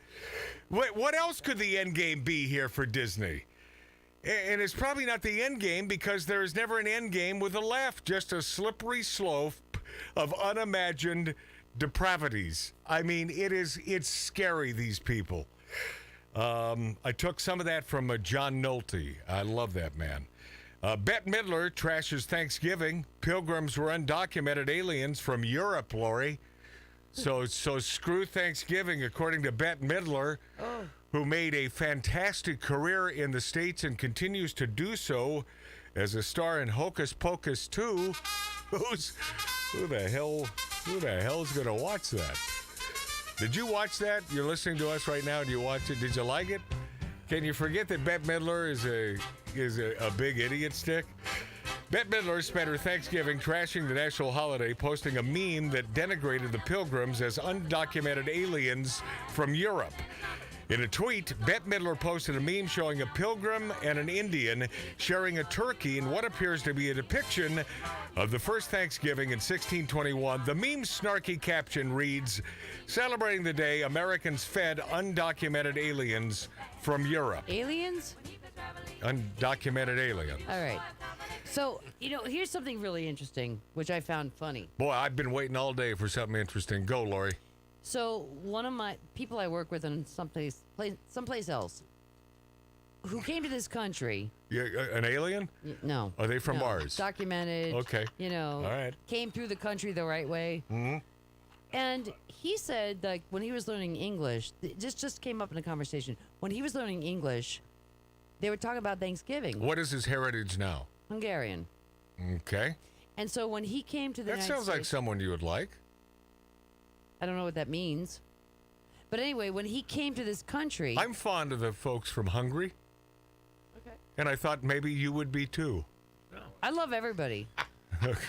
Okay, Billy Dilly. All right, so that's Billy Dilly's slogan. I love everybody. Till they give me a reason not to. All right. But here was the point. Yeah. He said to me, I Yeah. don't understand the Thanksgiving. What are you celebrating? What Uh-huh. does it mean? Mm. You're taking away the land from the Indians, and you're telling them what they can have because a settler came here. Well, here's an un-American piece of crap. No, he's not. He is. Well, no, he is, because that statement tells you everything you need to hear. He was trying to understand what we're celebrating. How young is this guy? He's young. He's like a couple years younger than me. Okay, so he's in his 50s. Yeah. But he doesn't understand Thanksgiving in his 50s? When you come to this country and the way they explain it. He hasn't done the research, just a little research? He did. What Thanksgiving means? And what does it mean to you? Eating turkey. Yeah. No, of course but it's not. about these people coming over to the country and then taking away the land from the Indians and celebrating with the turkey, right? I told you, Lori. Lori Downey Jr., our producer, is veering lefter and lefter every week. Okay, I told you that. Whatever. It's an inaccurate depiction So by tell Bette us Midler. what, in your opinion, no, not like What Bette actually Midler. transpired between the Plymouth Colony Pilgrims and the Wampanoag When you come from another Indians country at and the you come first here, Thanksgiving right. feast? Right. Historical accounts show both the Pilgrims and Indians contributed food to the meal, with the Pilgrims hunting fowl and the Indians bringing deer. But they also lost their land. They also feasted on the vegetables that the Pilgrims grew with the help of the Indians. While wild turkey may not have been featured at the first Thanksgiving, they probably dined on geese, duck, and other game. Some historians believe the seafood was also served, giving the colonists proximity to the ocean. The point is the Indians lost the land because the Pilgrims came in, right? Well, They took Manifest over. Destiny shows up about 80 years later. Okay. Yeah. I mean, it's not. But the point is, yes. So when I'm hearing it from someone who came to the States from another place, the first thing that they taught him when he was learning English was about Thanksgiving. And he was like, this is crazy holiday that you have here, and you all eat the turkey and you celebrate what? All right. Well, what I'd like to say is learn proper English, first of all. He speaks very well. I mean, I can understand him. You can't understand me? What? Like Arnold Schwarzenegger. Pardon me? It's like the same thing. It's like Arnold Schwarzenegger coming from Austria. Well, there's that's the luckiest man on the planet, that guy. I mean, the fact that he can barely speak and he's a movie star, I love that guy. Because he married into money, Matt. No, that has nothing to do with this. Oh, my God. He's just a bodybuilder, Matt. Oh, my God. Oh, Lori, come on. Do a little fact checking. The man was a movie star before he married into money. He made millions upon millions of dollars. He didn't marry into money. Being a muscle builder. He did not marry into money. The man made gazillions of dollars in the movies. He's Conan. He's Conan. I mean, he started with Conan, but this is the American dream. Yeah, Well, he's a piece of crap. This man is bodybuilding movie. This man is the American dream. What do you know about bodybuilding?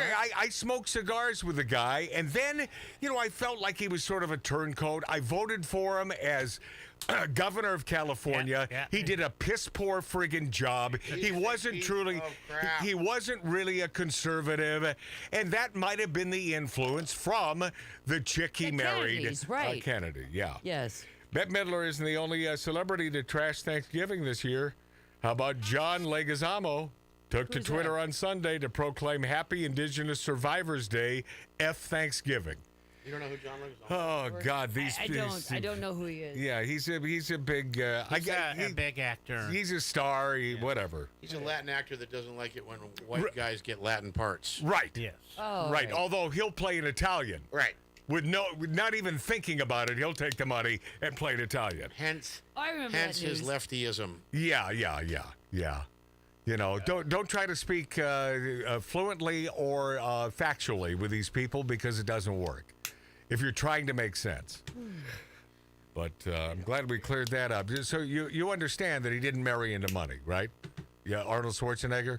Well, he did, but he didn't need it. But he did. No, it wasn't but he didn't need it. Marrying into money gives you the idea, the notion that he made a lot of money by marrying. No, right. He has millions upon right. That's what I'm saying. He right. didn't need it. It wasn't to marry, but she has money. That's all. She does have a lot of money.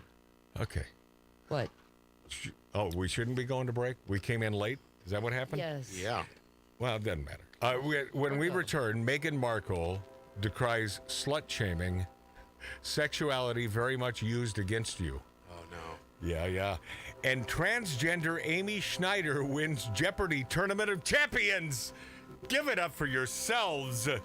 All that and ABC's Holstein, the little cow from, that show, The View. She says Jesus would be the Grand Marshal at the Pride Parade. We will dive into all of this next on Outlaw Radio. On YouTube, simply punch in Magic Matt's Outlaw Radio.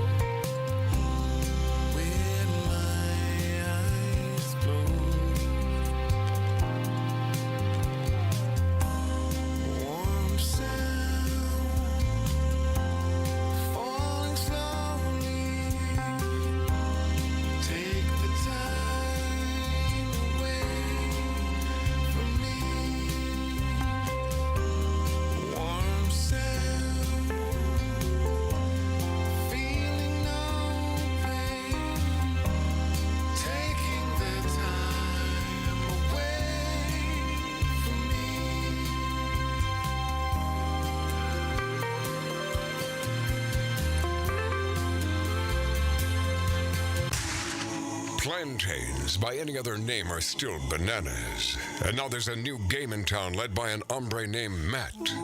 A poker-playing, cigar-smoking, barbecue-eating talker.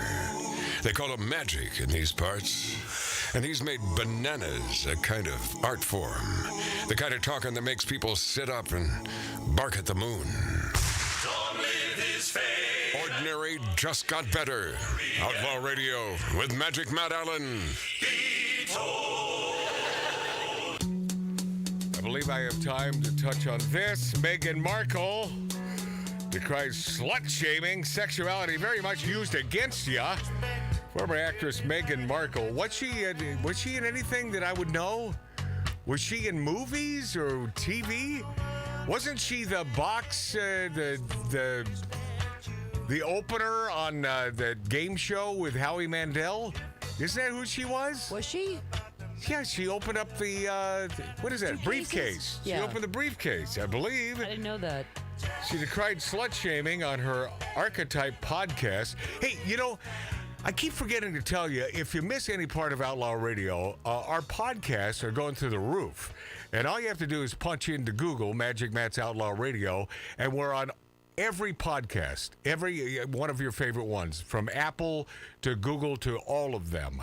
And listen to us, in your car. Listen to us wherever you are. Former actress Meghan Markle, she claimed men who sleep around get a free pass, while women, and I love the way she puts this, who explore their sexuality face scrutiny. Who explore their sexuality. That's a good one, huh, Billy Dilly? That's a goodie. Markle made her comments while speaking with transgender actor Michaela Rodriguez, a man living as a woman. I mean, one of the things that I think, as all women, we face is as you're getting older, you're exploring and starting to understand your sensuality, your feminine divine, your sexuality, she says again. Oftentimes, it can be very much used against you, Markle said. As I give you the example of, for a woman, especially versus a man, if he is a player or out having fun or whatever he's doing, it's often celebrated, even heralded. Yeah, I don't know about that. Who is heralding this or celebrating this except his guy friends? It's always been that way. It's always, that's the way I was raised. My father told me. Mark, what?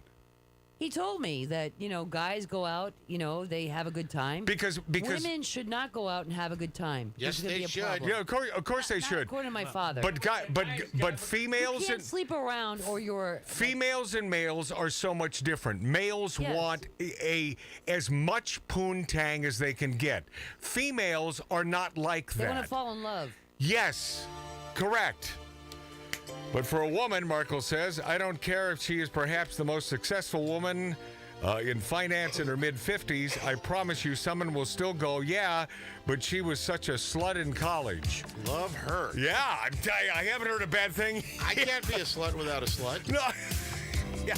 It's simple. But our guys sluts. Okay, we'll be this after back on the Big Dog, Outlaw Radio. Riding on the range, I've got my hat on. I've got my boots dusty. I've got my saddle on my horse. He's cold. Of course. I wanna be a cowboy, and you can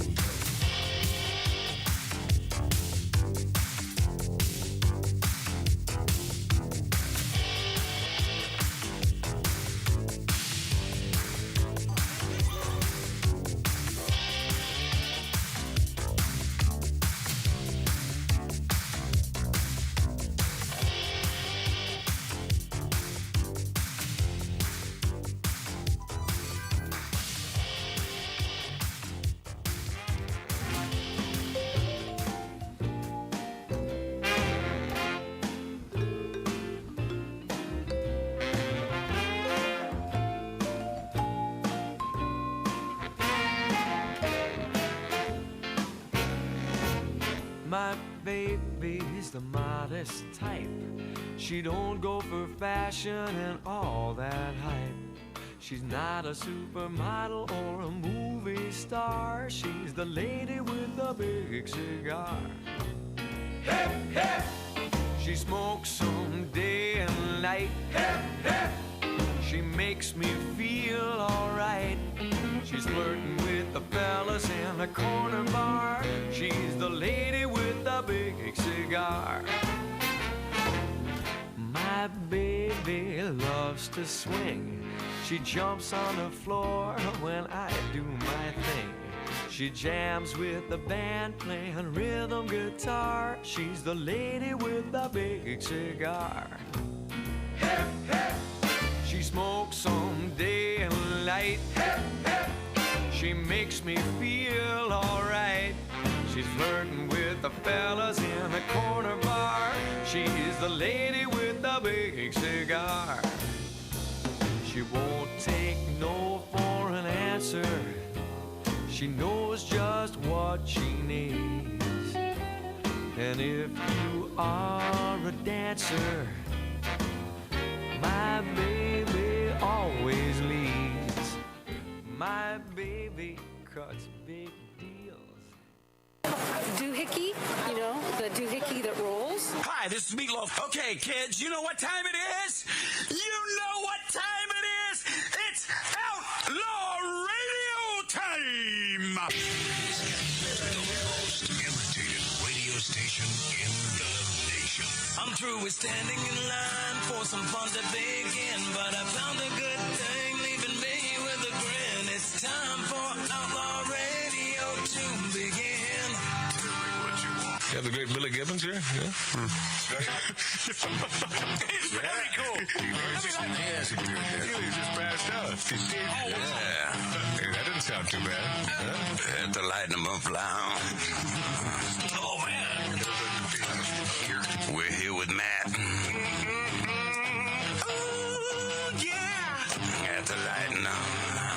Oh, little Outlaw Radio. We're here with Matt. And he's not fat. We got all his guys and girls in the house. Let me tell you, that's where it's at. And that's, ladies and gentlemen, Matt Allen. Pass me a gallon.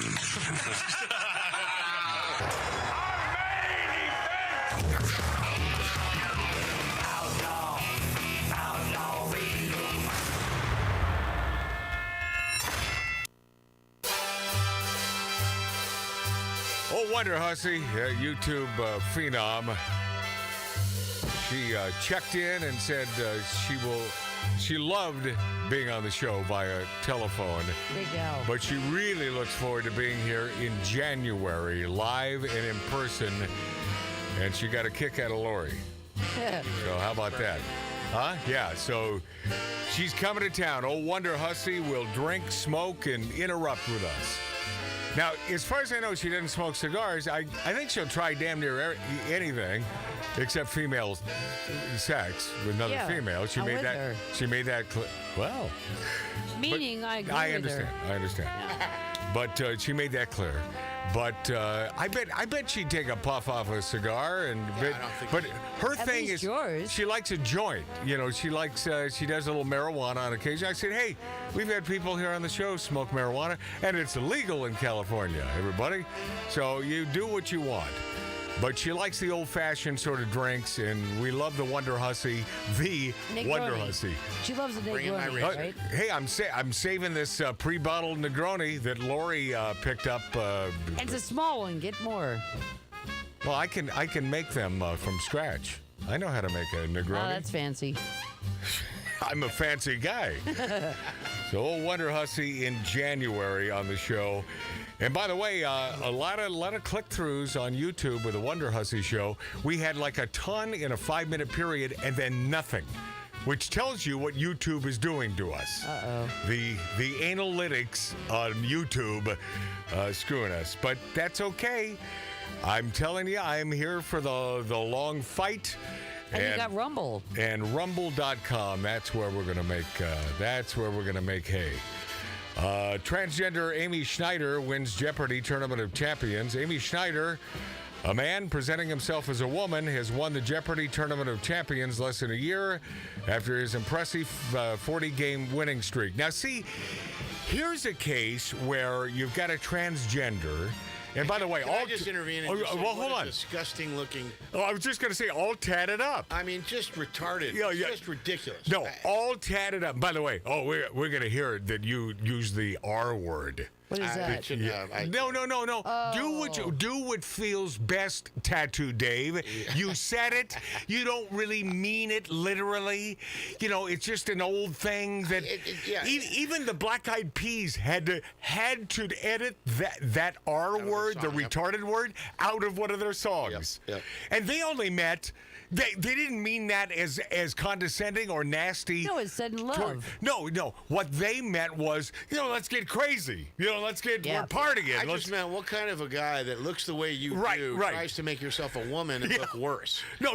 I mean, This is undesirable. bad? This is one disgusting. ugly I never woman. saw this person. Yeah, Amy Schneider is one ugly man-woman. Ugly as a man, even uglier as a woman, and all tatted up. That's the first thing I noticed, Dave. Look at those tats. But look at this, Lori. But let me get. So you're seeing the picture? What do you think, Lori? What do you think of Amy Schneider? Yeah, good looking, huh? No. All right. I mean, it's. Yeah, I understand. Here's the thing. That's not so good. I'm at a loss. Here's the deal. So what that Amy Schneider is transgender? Yeah, who cares? Who cares? And won this thing not because of being a man who identifies as a woman. Won this thing because of his smarts. But he's not a beauty queen. No. But it's Jeopardy. So because this is a smart guy, see, I got no problem with this. But it's the How smart is It he? makes you wonder, though, how smart he really is if he thinks he looks better as a woman. Well, I'm just kind of trying to figure out how smart he was. Listen, He's really smart. Book reading smart. Yeah, yes. really, really smart. All right. Schneider, a former software engineer, won the whole tournament after winning 3 games and wagering $13,000 in the final Jeopardy challenge for a winning score of $28,600 in the last game, according to People magazine. So he deserved it, right? Yeah, of course, of course, and that's what I'm I saying. think he won like 40 something in a row. But right? it's the left that makes it a big deal that it's a transgender. Who cares? Right, who cares? Doesn't matter. I feel amazing, the 42-year-old Schneider said following the victory. Earlier in the finals, I had this sudden moment of seeing myself and being like, I'm on stage in the Tournament of Champions finals, and that was crazy, and I won. It's a great feeling. Schneider faced off against software developer Andrew He and Associate Professor of Operations Research Sam Buttrey, or is it Buttrey, in the Tournament of Champions. I both wanted to compete against he and was afraid of facing him again, Schneider said in a statement. I knew he was one of the top competitors in the world. He was definitely someone that I knew I could beat because he very nearly did before, and he did a couple times here. But even though Schneider is a man, the media hailed him. You see, this is the part that pisses me off. Even though Schneider's a man, the media hails him as the most successful female contestant in Jeopardy history. And that's a big lie, and that's a big crock of crap. Happens to be the most successful, I think, as a man or a woman? Anyone? No, as Ken Jennings. Oh, Ken Jennings is the most successful, right? That sounds right. Yeah.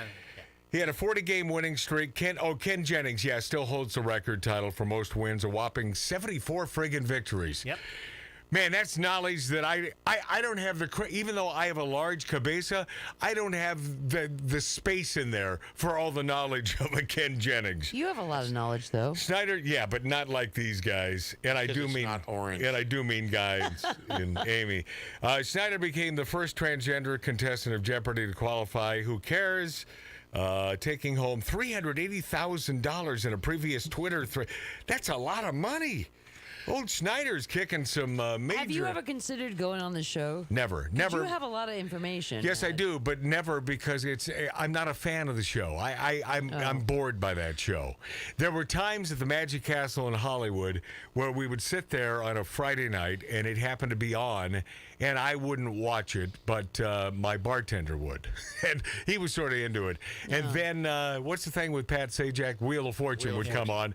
Now that I'm into. That's easy. Yeah. You know, you spin a wheel. You know, you make some friggin' words. Little hangman. Yeah. That's that's where Merv Griffin was a friggin' genius. Oh, he was. He took Hangman, turned it into the longest running. I think. It's either that or Price is Right. Longest running friggin' TV show, game show of all time. Still on. I love it, man. Yep. So Snyder says, I didn't want to make too much about being trans. Good. At least in the context of the show. I'm a trans woman. No, you're a man. And I'm proud of that fact, but I'm a lot of other things too. Well, aesthetically, I'm not proud of Yuki. The fact is, I don't actually think about being trans all that often, and so when appearing on national television, I wanted to represent that part of my identity accurately, as important but also relatively minor, but I also didn't want to seem as if it was some kind of shameful secret. All right, whatever. Probably a good... to be a secret when you show up in a dress. Yeah, and obviously a man. Yeah. You're obviously a man, but congratulations. And an ugly man at that. But yeah, really unattractive guy. Yeah, and by the way, I'm not, I don't care like you. No. I don't care, but it's just, it's unbelievable But not attractive as a female either. No, I mean, neither. It's just like kind of out there. Right. So I guess plethora of useless knowledge, and he thinks he looks better as a woman. Hey, turns out not to be useless. It turns out that way. $378,000. Made a lot of money. Hey, Disney's Bob Iger announces corporate restructuring, fires Bob Chapek, who's the right hand. And I got to tell you that I think that a lot of this wokeism comes from this Bob Chapek character. That's what I think. Because he wasted no time. Iger wasted no time in getting rid of Bob. It's like, boom. Yeah, he was awful. That was the big thing. Bob replaces Bob. That was the big Yeah. Well, no, he didn't replace him because Bob Chapek was... Well, anyway, yes, he did. But he just wasted little time and boom, puts the hammer down. Yep. How long was that guy in office? 2 years. Yeah. It wasn't office, but it was... Yeah, since about Bob retired. You mean the CEO of Disney? Yeah. Since he retired. Right. Yeah. And it's like, could you imagine? It's like Iger saying, "Oh God, I'm sort of enjoying myself. Okay, a few more million. Yeah. I guess I'll get him back on track." They begged him to come back. And then what's going to happen? Do you think the powers that be at Disney will get their act together and understand that woke is not the way to go? I think they will. Because Iger knows. Iger knows. Yeah, I think they will under him, under his reign. Well, no, they have to under his reign. What I'm saying is, Iger's only going to be there a year or two, I think. He'll clean it up. And then, for the year or two. But he had it under control, and then they just took it down the toilet when he left. Yeah. They brought the wrong guy in. Right? ABC's Holstein says Jesus would be the Grand Marshal at the Pride Parade. ABC legal analyst Sonny Holstein told her co-hosts on The View that she thinks Jesus would be the Grand Marshal at the Pride Parade. Holstein said, I keep on wondering if you don't want to go to a gay club because you don't like gay people, don't go to the club. Why do you got to shoot up the club? If you don't want to be a person married to a gay person, then just don't get married to a gay person. Why does she speak this way? Oh, Does this have something to do with that Colorado thing? Yeah. Like she's speaking like she's not even white, and she is. Yeah, it's not. It's usually not about that. In this case, it's not about that, and it's not about the hatred for gays. No. And by the way, her statement is so simpleton as to be, it should be disregarded. Yeah. I keep on wondering if you don't want to go to a gay club because you don't like gay people, don't go to the club. Well, yeah. I mean, Lori and I and my brother Mart, God rest his soul, by the way. He's okay. Don't make him dead. Wasn't Billy Dilly there too? We all went to a gay club one night because I've been going to gay clubs for years. Mark C.G. Boyer was there. I got hit on it several times. Because Randy Joe. Of course you did. I got hit on. Of course. Stop it. No. I know. That's frightening to think, isn't it? No, it's this not. This is Amy Schneider. Yeah. Mark C.G. Boyer is Amy Schneider. Singing. I'm kind of moved closer to the stage. Next thing I know, there's an arm around me. Oh, see? Yeah, but you allowed the arm around you. Well, it took me a moment to go, what the F? Yeah, but then all of a sudden, I have to see the film. he ends up in the back seat of his car. Yeah. I got to see the tape. That's Mark C.G. Boyer. The reason this all came about is because a friend of mine, here, look up Randy on there. It's under, I think it's under Randy. One of the Village people happens to be a friend of mine. He was in town doing a performance at, what's the name of the joint? It's in North Hollywood, Studio City, the Canteen or something. Yeah. And in all these years, I never knew it was a gay bar. I mean, obviously, I never ventured into the joint. But you got it there? Yeah, I do. Okay. Howdy, this is Randy Jones, the original cowboy from Village People. You're listening to Magic Matt, my pal. Hey, Matt, how's it out there in the garage? Okay, why you asked me about that, I don't know, and I'm not interested. But the point about Randy Jones is he and I always got along. And I had him on my show from New York City. Yes. And a good guy. Now, we have not had much correspondence since Trump became president. Yeah, he doesn't talk to me either. Okay. So he had this, and I never thought he was like that. I always thought he was more of a pragmatic cowboy from the Village People. But hang on, he since got married in the time that we last saw him. To a girl? Of course not. And, and then he kind of like drifted away during the pandemic. Because so many people assume simply because you happen to be on the right and love America I don't think you and happen to be a conservative, but you never then you discussed must not appreciate gay people. And it's like, Randy, you and I have been friends for 20-some friggin' years. Oh, yeah, a long time. Right? He knows my political affliction, knows it black and white. I never knew, I thought he was a pragmatist because he would make statements that would lead me to believe that he was more pragmatic than he was a big lefty gay guy. So maybe I was wrong, but I would never. Through a lot, Matt. I think you went through a lot in the last. But I would years. never let that get in the way of our friendship. Right. But people on the left do. They do. They make it an issue where you can no longer be friends. I lost a great friend in Paul Liebeskin who took me off. Not true. He still loves you. He would see you any day of the week. He loves you. Okay, let me write down some things so everything I say, you'll just say the opposite. Is there someone coaching you, telling you, you really should get in Matt's face more often? No, I'm not. Because it's not a great look for you. It's not a great look for me. I'm just saying, don't lose your friendships over politics. And I think that no, you're not saying that. I am.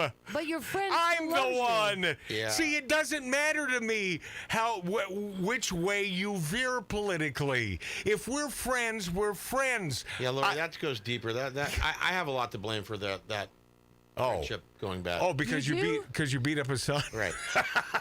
It's not your fault. No, it's not your fault in any. It's not my fault, but he chose a path, and you not in any way, shape. Yours. No. It had nothing to do with politics. That's not the reason why he took me off as a Facebook friend. Oh, it was because of my view on the C word.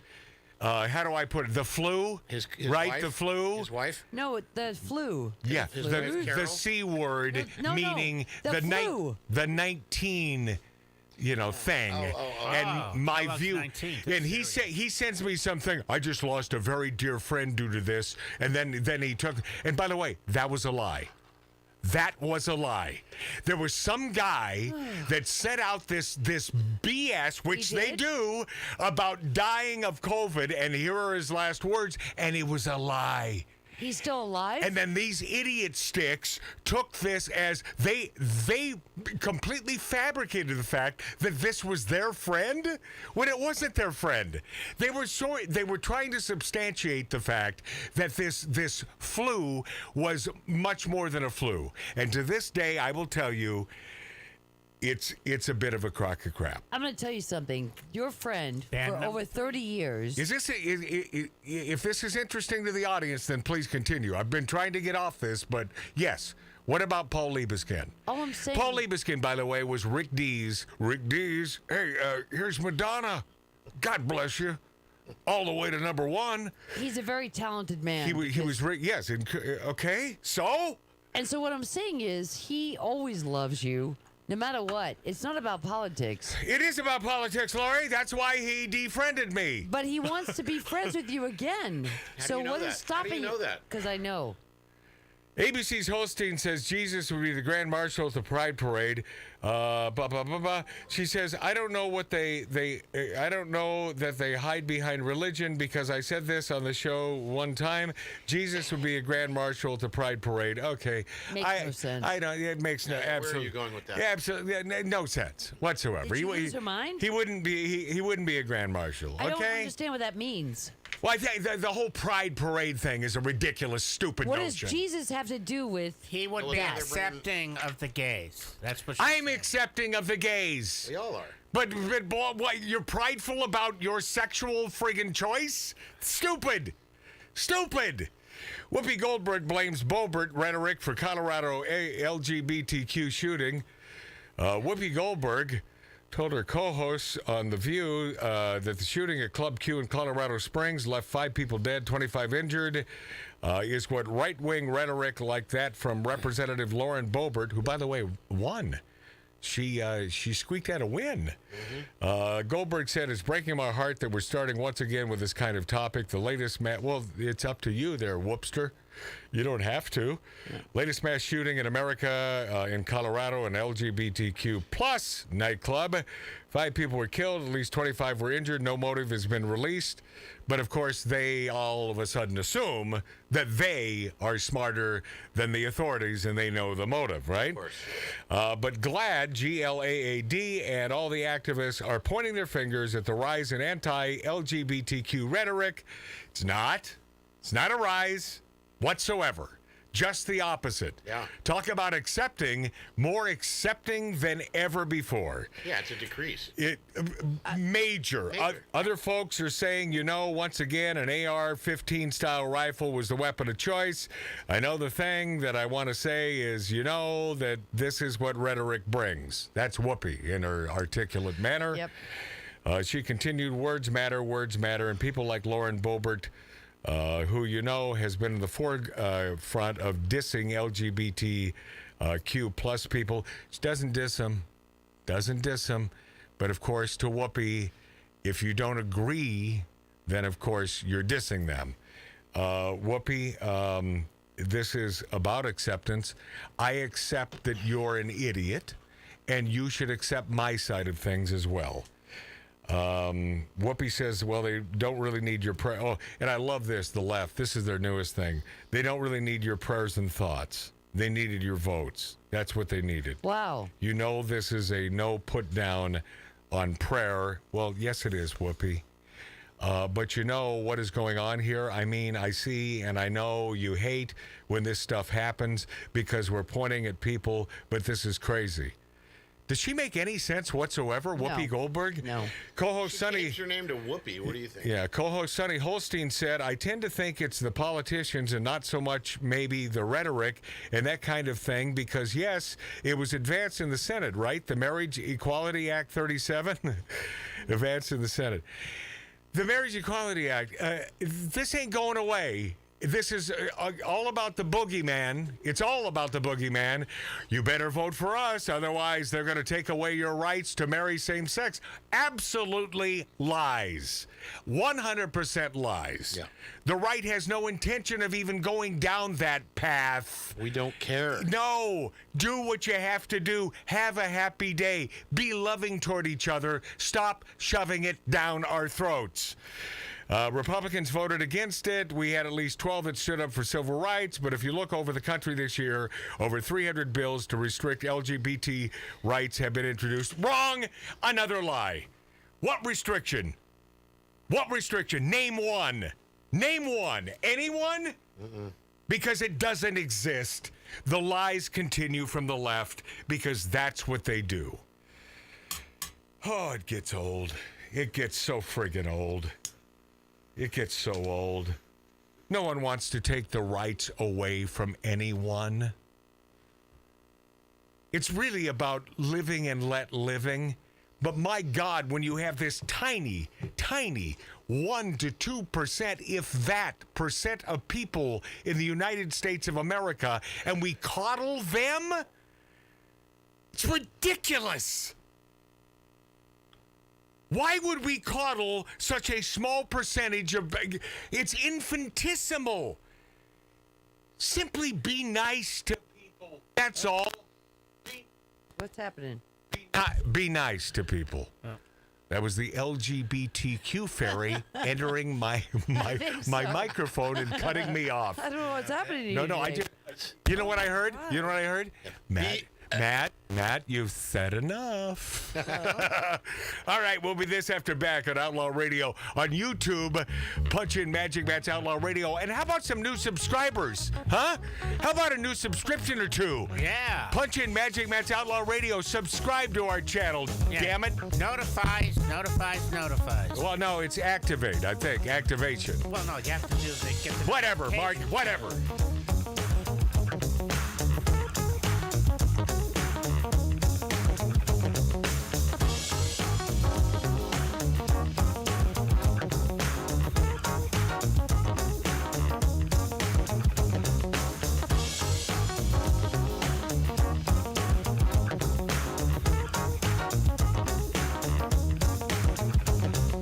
Looking back on when I was a little nappy-headed boy.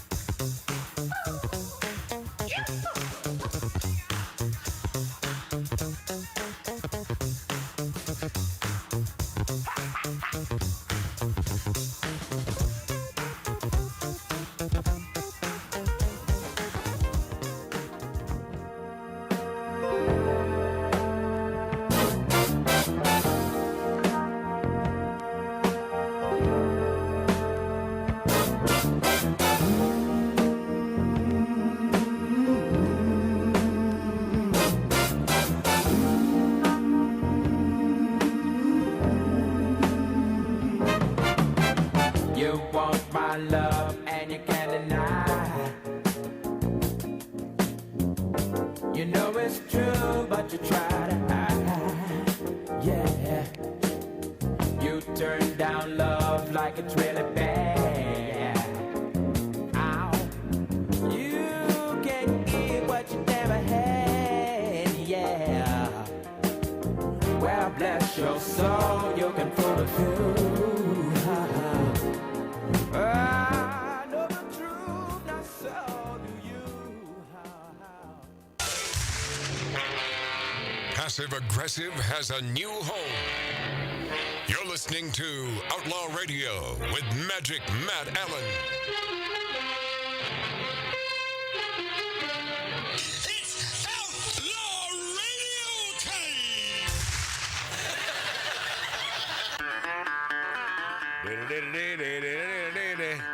Do we have some Kid Rock there somewhere, Lori? Yeah. Look for some Kid Rock. I got Bring me into the mood. a Kid Rock story. I like Kid Rock a lot. Hey, if you haven't subscribed to Magic Matt's Outlaw Radio, why don't you do so on YouTube? So it's this Kid Rock? Okay. Yeah! Boy, he uses some profanity, doesn't he, this Kid Rock? Get it, kid! Ain't nobody gonna tell me how to live. Hell yeah!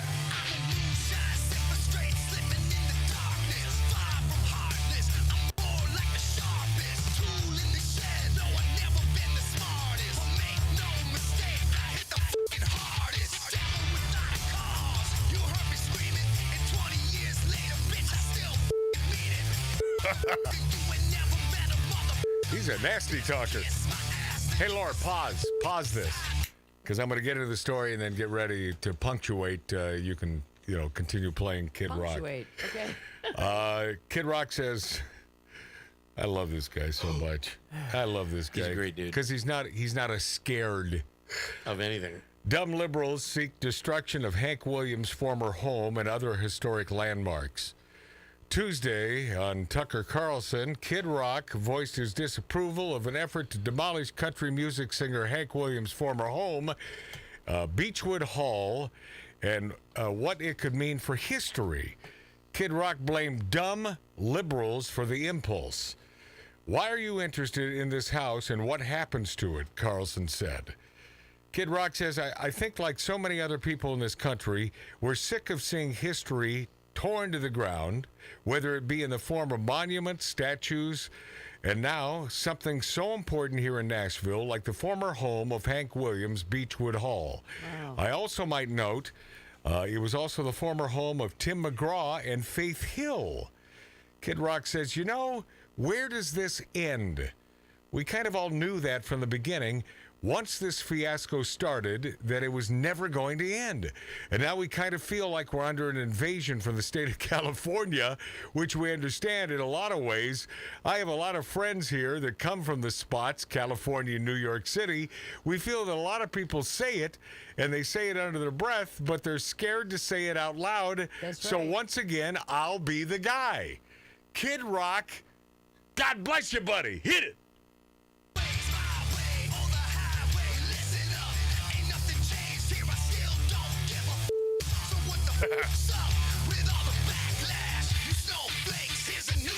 Say now.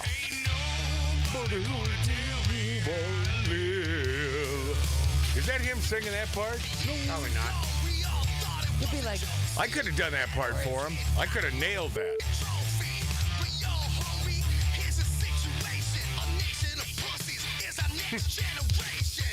Yeah. Yeah. Great song. This is great. Well, he tells it like it is, man.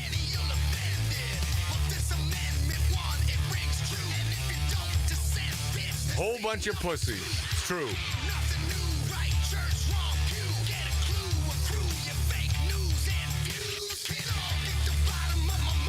Gen Zs, yeah, we're talking about you pussies.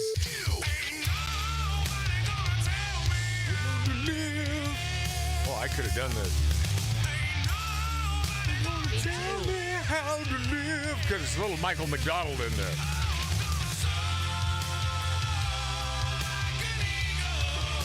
Oh, yeah.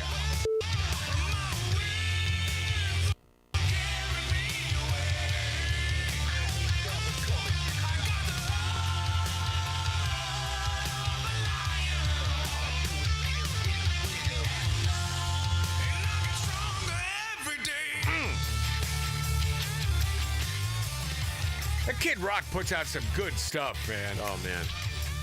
I mean, it's rock and roll. Friggin' awesome. So what Gen Z is like putting out any kind of rock and roll or having any kind of name today? They don't care. They don't care to work. They don't care to sit in a studio. They don't care. I mean, it's got to be really easy for them. If it ain't easy, they're not into it. I'm so glad I'm not young today. I'm so glad I'm not doing what I did, like, at this turn of the coin of what's happening. You're glad you're not a dancer? Is that what you're saying? No, I love being a dancer in my timeline. Yeah. That's what I'm saying. Yeah. I wouldn't have been young today. And everybody tells me this, like, a lot of people tell me this daily.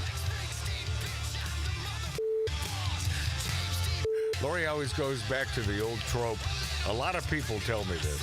Yeah, I'm honest. A lot of people. I hear it all day long, everywhere I go. Because I'm out there. Yeah. Yeah. How to live. Good stuff, Kid Rock. Keep talking, man. You know, if you're the guy, they're scared to say it out loud. We certainly aren't here on Outlaw Radio. So once again, you be the guy, we'll be the guys. And You're gonna gal. get in trouble. And gal. Yeah. Monty Python's Eric Idle. Oh, my. Yeah. I saw this. Oh, you did, yeah. You know, I mentioned Monty Python, and of course, Mark C.G. Boyer, a huge fan, and so am I. I love Monty Python. In fact, to lead into this, Lori, put in Python Fish. We won't play the entire thing, probably, but it's one of my favorite sketches of all time. And P.S., if you were with us at the top of the show, with the great Milt Larson, inventor, creator of the Magic Castle, with his brother Bill in 1962, and you heard the story of me telling him my favorite joke of all time, and he did not understand. Yeah, it's there. Yes, it is there. It's either under Fish Python or Python Fish, but it's there. 100%, it is there. I told him a joke, the big orange head joke. Milt Larson did not get it. But when I think of Monty Python, that big orange head joke is classic. Wouldn't you say, Mark? That's classic Monty Python because it's a non sequitur. Complete non sequitur. Mark, I'm not really asking you now because you really don't get. I don't think you get it. I do. I mean, because much of Monty Python is non sequiturs. What's on your TV? A penguin. Well, what's it doing? Standing. Okay, these are non sequiturs. These are non sequiturs. That was Mrs. Premise and Mrs. Conclusion. He's one. Hey, Tattoo Dave. You started it. He's one of these Python geeks. Yeah, but you started it. I love the Python. No, he is. But he is geeky. All right, Lord. Let's. Here's a Monty Python sketch. Okay. I wonder where that fish has gone. You did love it so. You looked after it like a son. This is the big orange head joke. Wherever I go. Is it in the cupboard? Wouldn't you like to know? It was a lovely little fish. And it went wherever I did go. I mean, what does this whole thing mean? Nothing. Where can that fish be? It is the most elusive fish. And it went wherever I did go. Oh, fishy, fishy, fishy, fish. A fish. A fish. A fish. A fishy. Ooh. Oh, fishy, fishy, I mean, fishy. it's ridiculous. That went wherever I did go. So the bottom line is, this is the big orange head joke. Well, there's no rhyme, there's no reason to this. Oh, and the animal that's following behind. Yes, I know, the elephant. Elephant in the room. Monty Python legend Eric Idle, who I urinated with at the Magic. Congratulations. See, it all comes together at the aforementioned Magic Castle in Hollywood so many years ago. I was in the restroom. I was at a stall, and there's Eric Idle to my left. And then in I'm not at a stall. I'm at a urinal. Eric Idle at a urinal. In the stall is Steve Martin. Oh, come on. And that's when I had to say, what's the most important part? And before I could finish, Steve Martin said, timing. Yes. Yeah, but he's not, Steve is not a loquacious guy. He's a very keep to himself. So I'm sure there are a lot of people out there that have met him that say, oh, he's an a-hole. He's not an a-hole. Guy's an artist. He's a keep it to himself sort of guy. Not a loquacious guy. Probably not a guy you want to have a drink with. Do you know how keep it to himself he is? Huh? He has a house in Beverly Hills with no windows.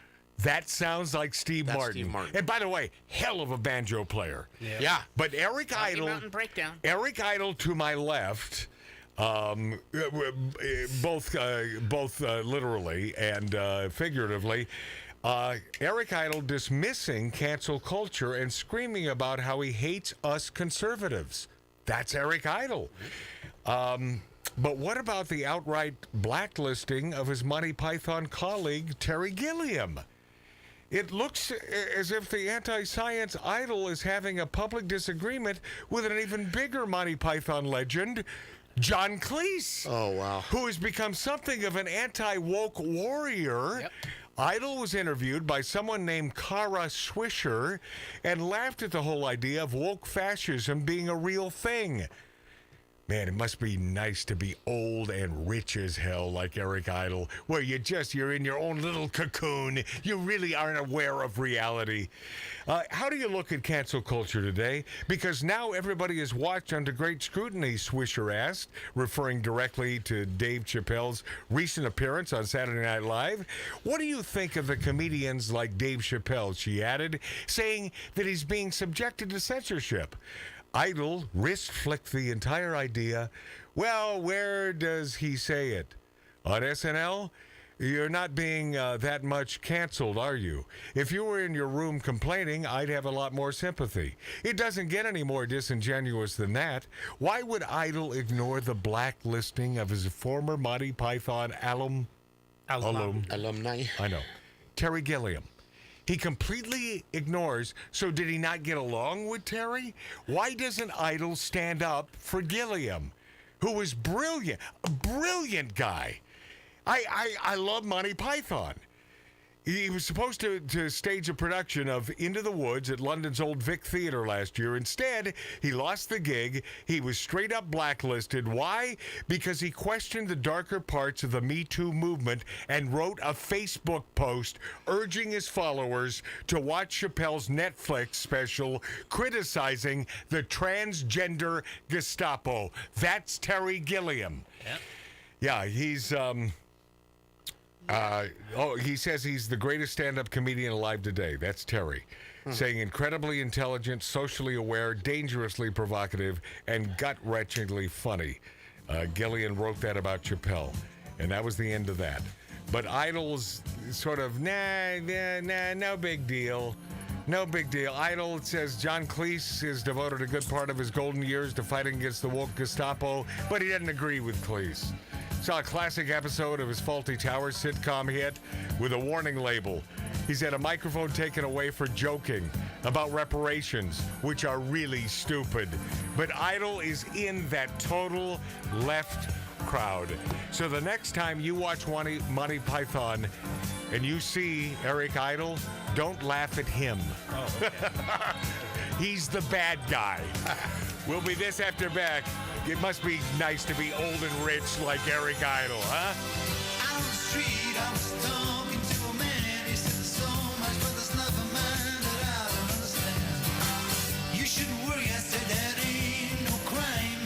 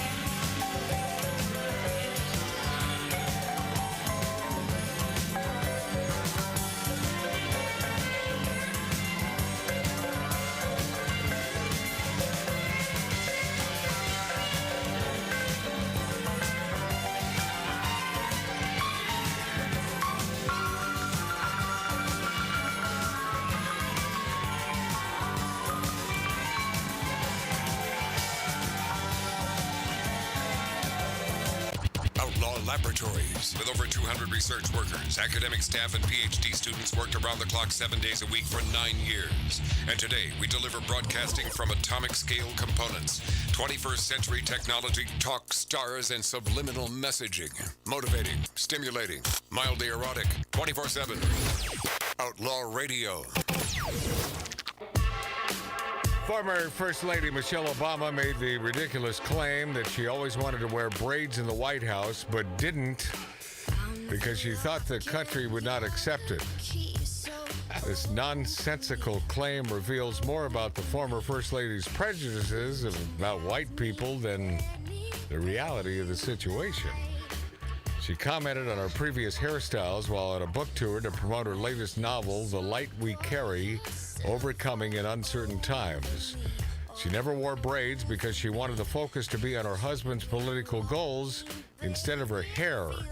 That is why she always wore her hair straight, she claimed. Americans weren't ready for her to have braids. That is so racist. Isn't not that even funny? It's so stupid. Something very odd I mean, according to whom? According to whom? There's no proof for this. It's absurd even to make this assertion. It exemplifies the ludicrous bubble of prejudice the left truly lives in. Right? And they do live in this bubble. We're not the racist on the right. No. We are not. No. It is the left. It's always been the left. You know what, Matt? Who freed I had to say it, but other ethnicities. Not just the left, but who other freed the slaves? Abraham Lincoln. Who tried to keep the black man down for years? The Democrats. Yes, Lori? I'm coming over. What? You're coming over? Yeah, I can't stand this anymore. What? You can't stand what? Chandeliers. You what? Where is your camera? It's over there on the Lori, table. Lori, no. It's changed.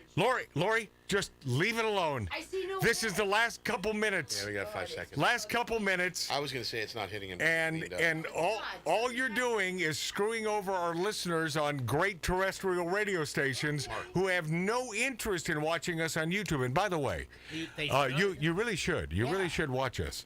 Magic Matt's Outlaw Radio. They have very little faith in their countrymen. Let's not forget that most of the country's voting population voted. Yeah, I mean, and what a great point. Most of the country's population voted a black man into office. So, are we racist? No, we're not. He won Barack Obama, 2 presidential elections with relative ease. 52.9% of the votes in 2008, highest percentage of a candidate received since 1988, and the 5th highest since 1960. You know, I mean, what more do you need to know? And then demands for climate reparations are laughable. I don't even have time to get into this. Mm-hmm. Did you have and by the way, you notice I didn't ask, Tattoo Dave, did you have a nice Thanksgiving? Because it's just such a stupid question. Every year we ask the same thing. And yes, we had great turkey and whatever, right? Yes. Right? Mark, you had roast beef or something. Yeah, my brisket. Turkey was brisket. Lori, yes? No? Whatever? Deep fried. I mean, whatever, you know? I made a prime rib for myself. I got a bunch left that I would like to offer to anyone who would like prime rib. It turns out I make a pretty damn good prime rib.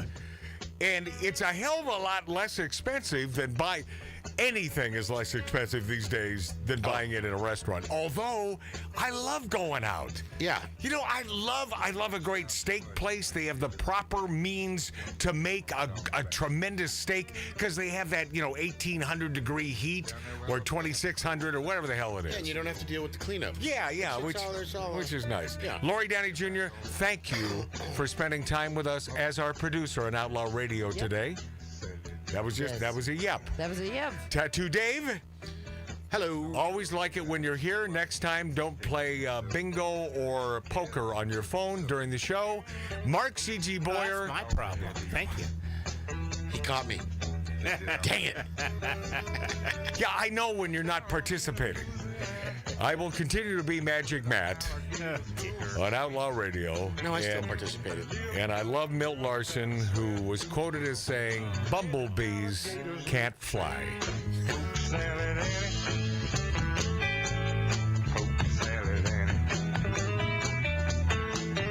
Everybody said it was a shame.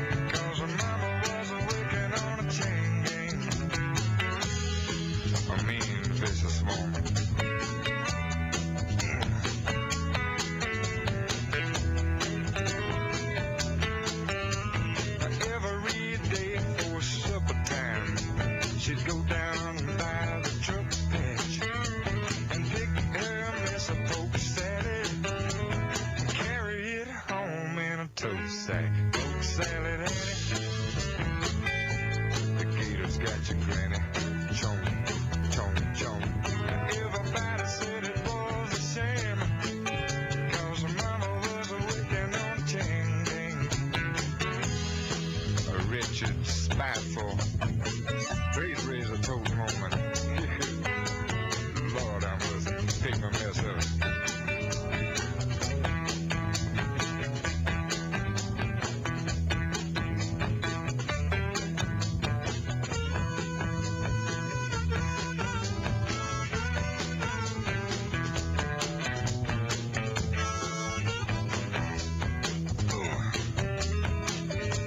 Her daddy was lazy and no count. Claimed he had a baby back.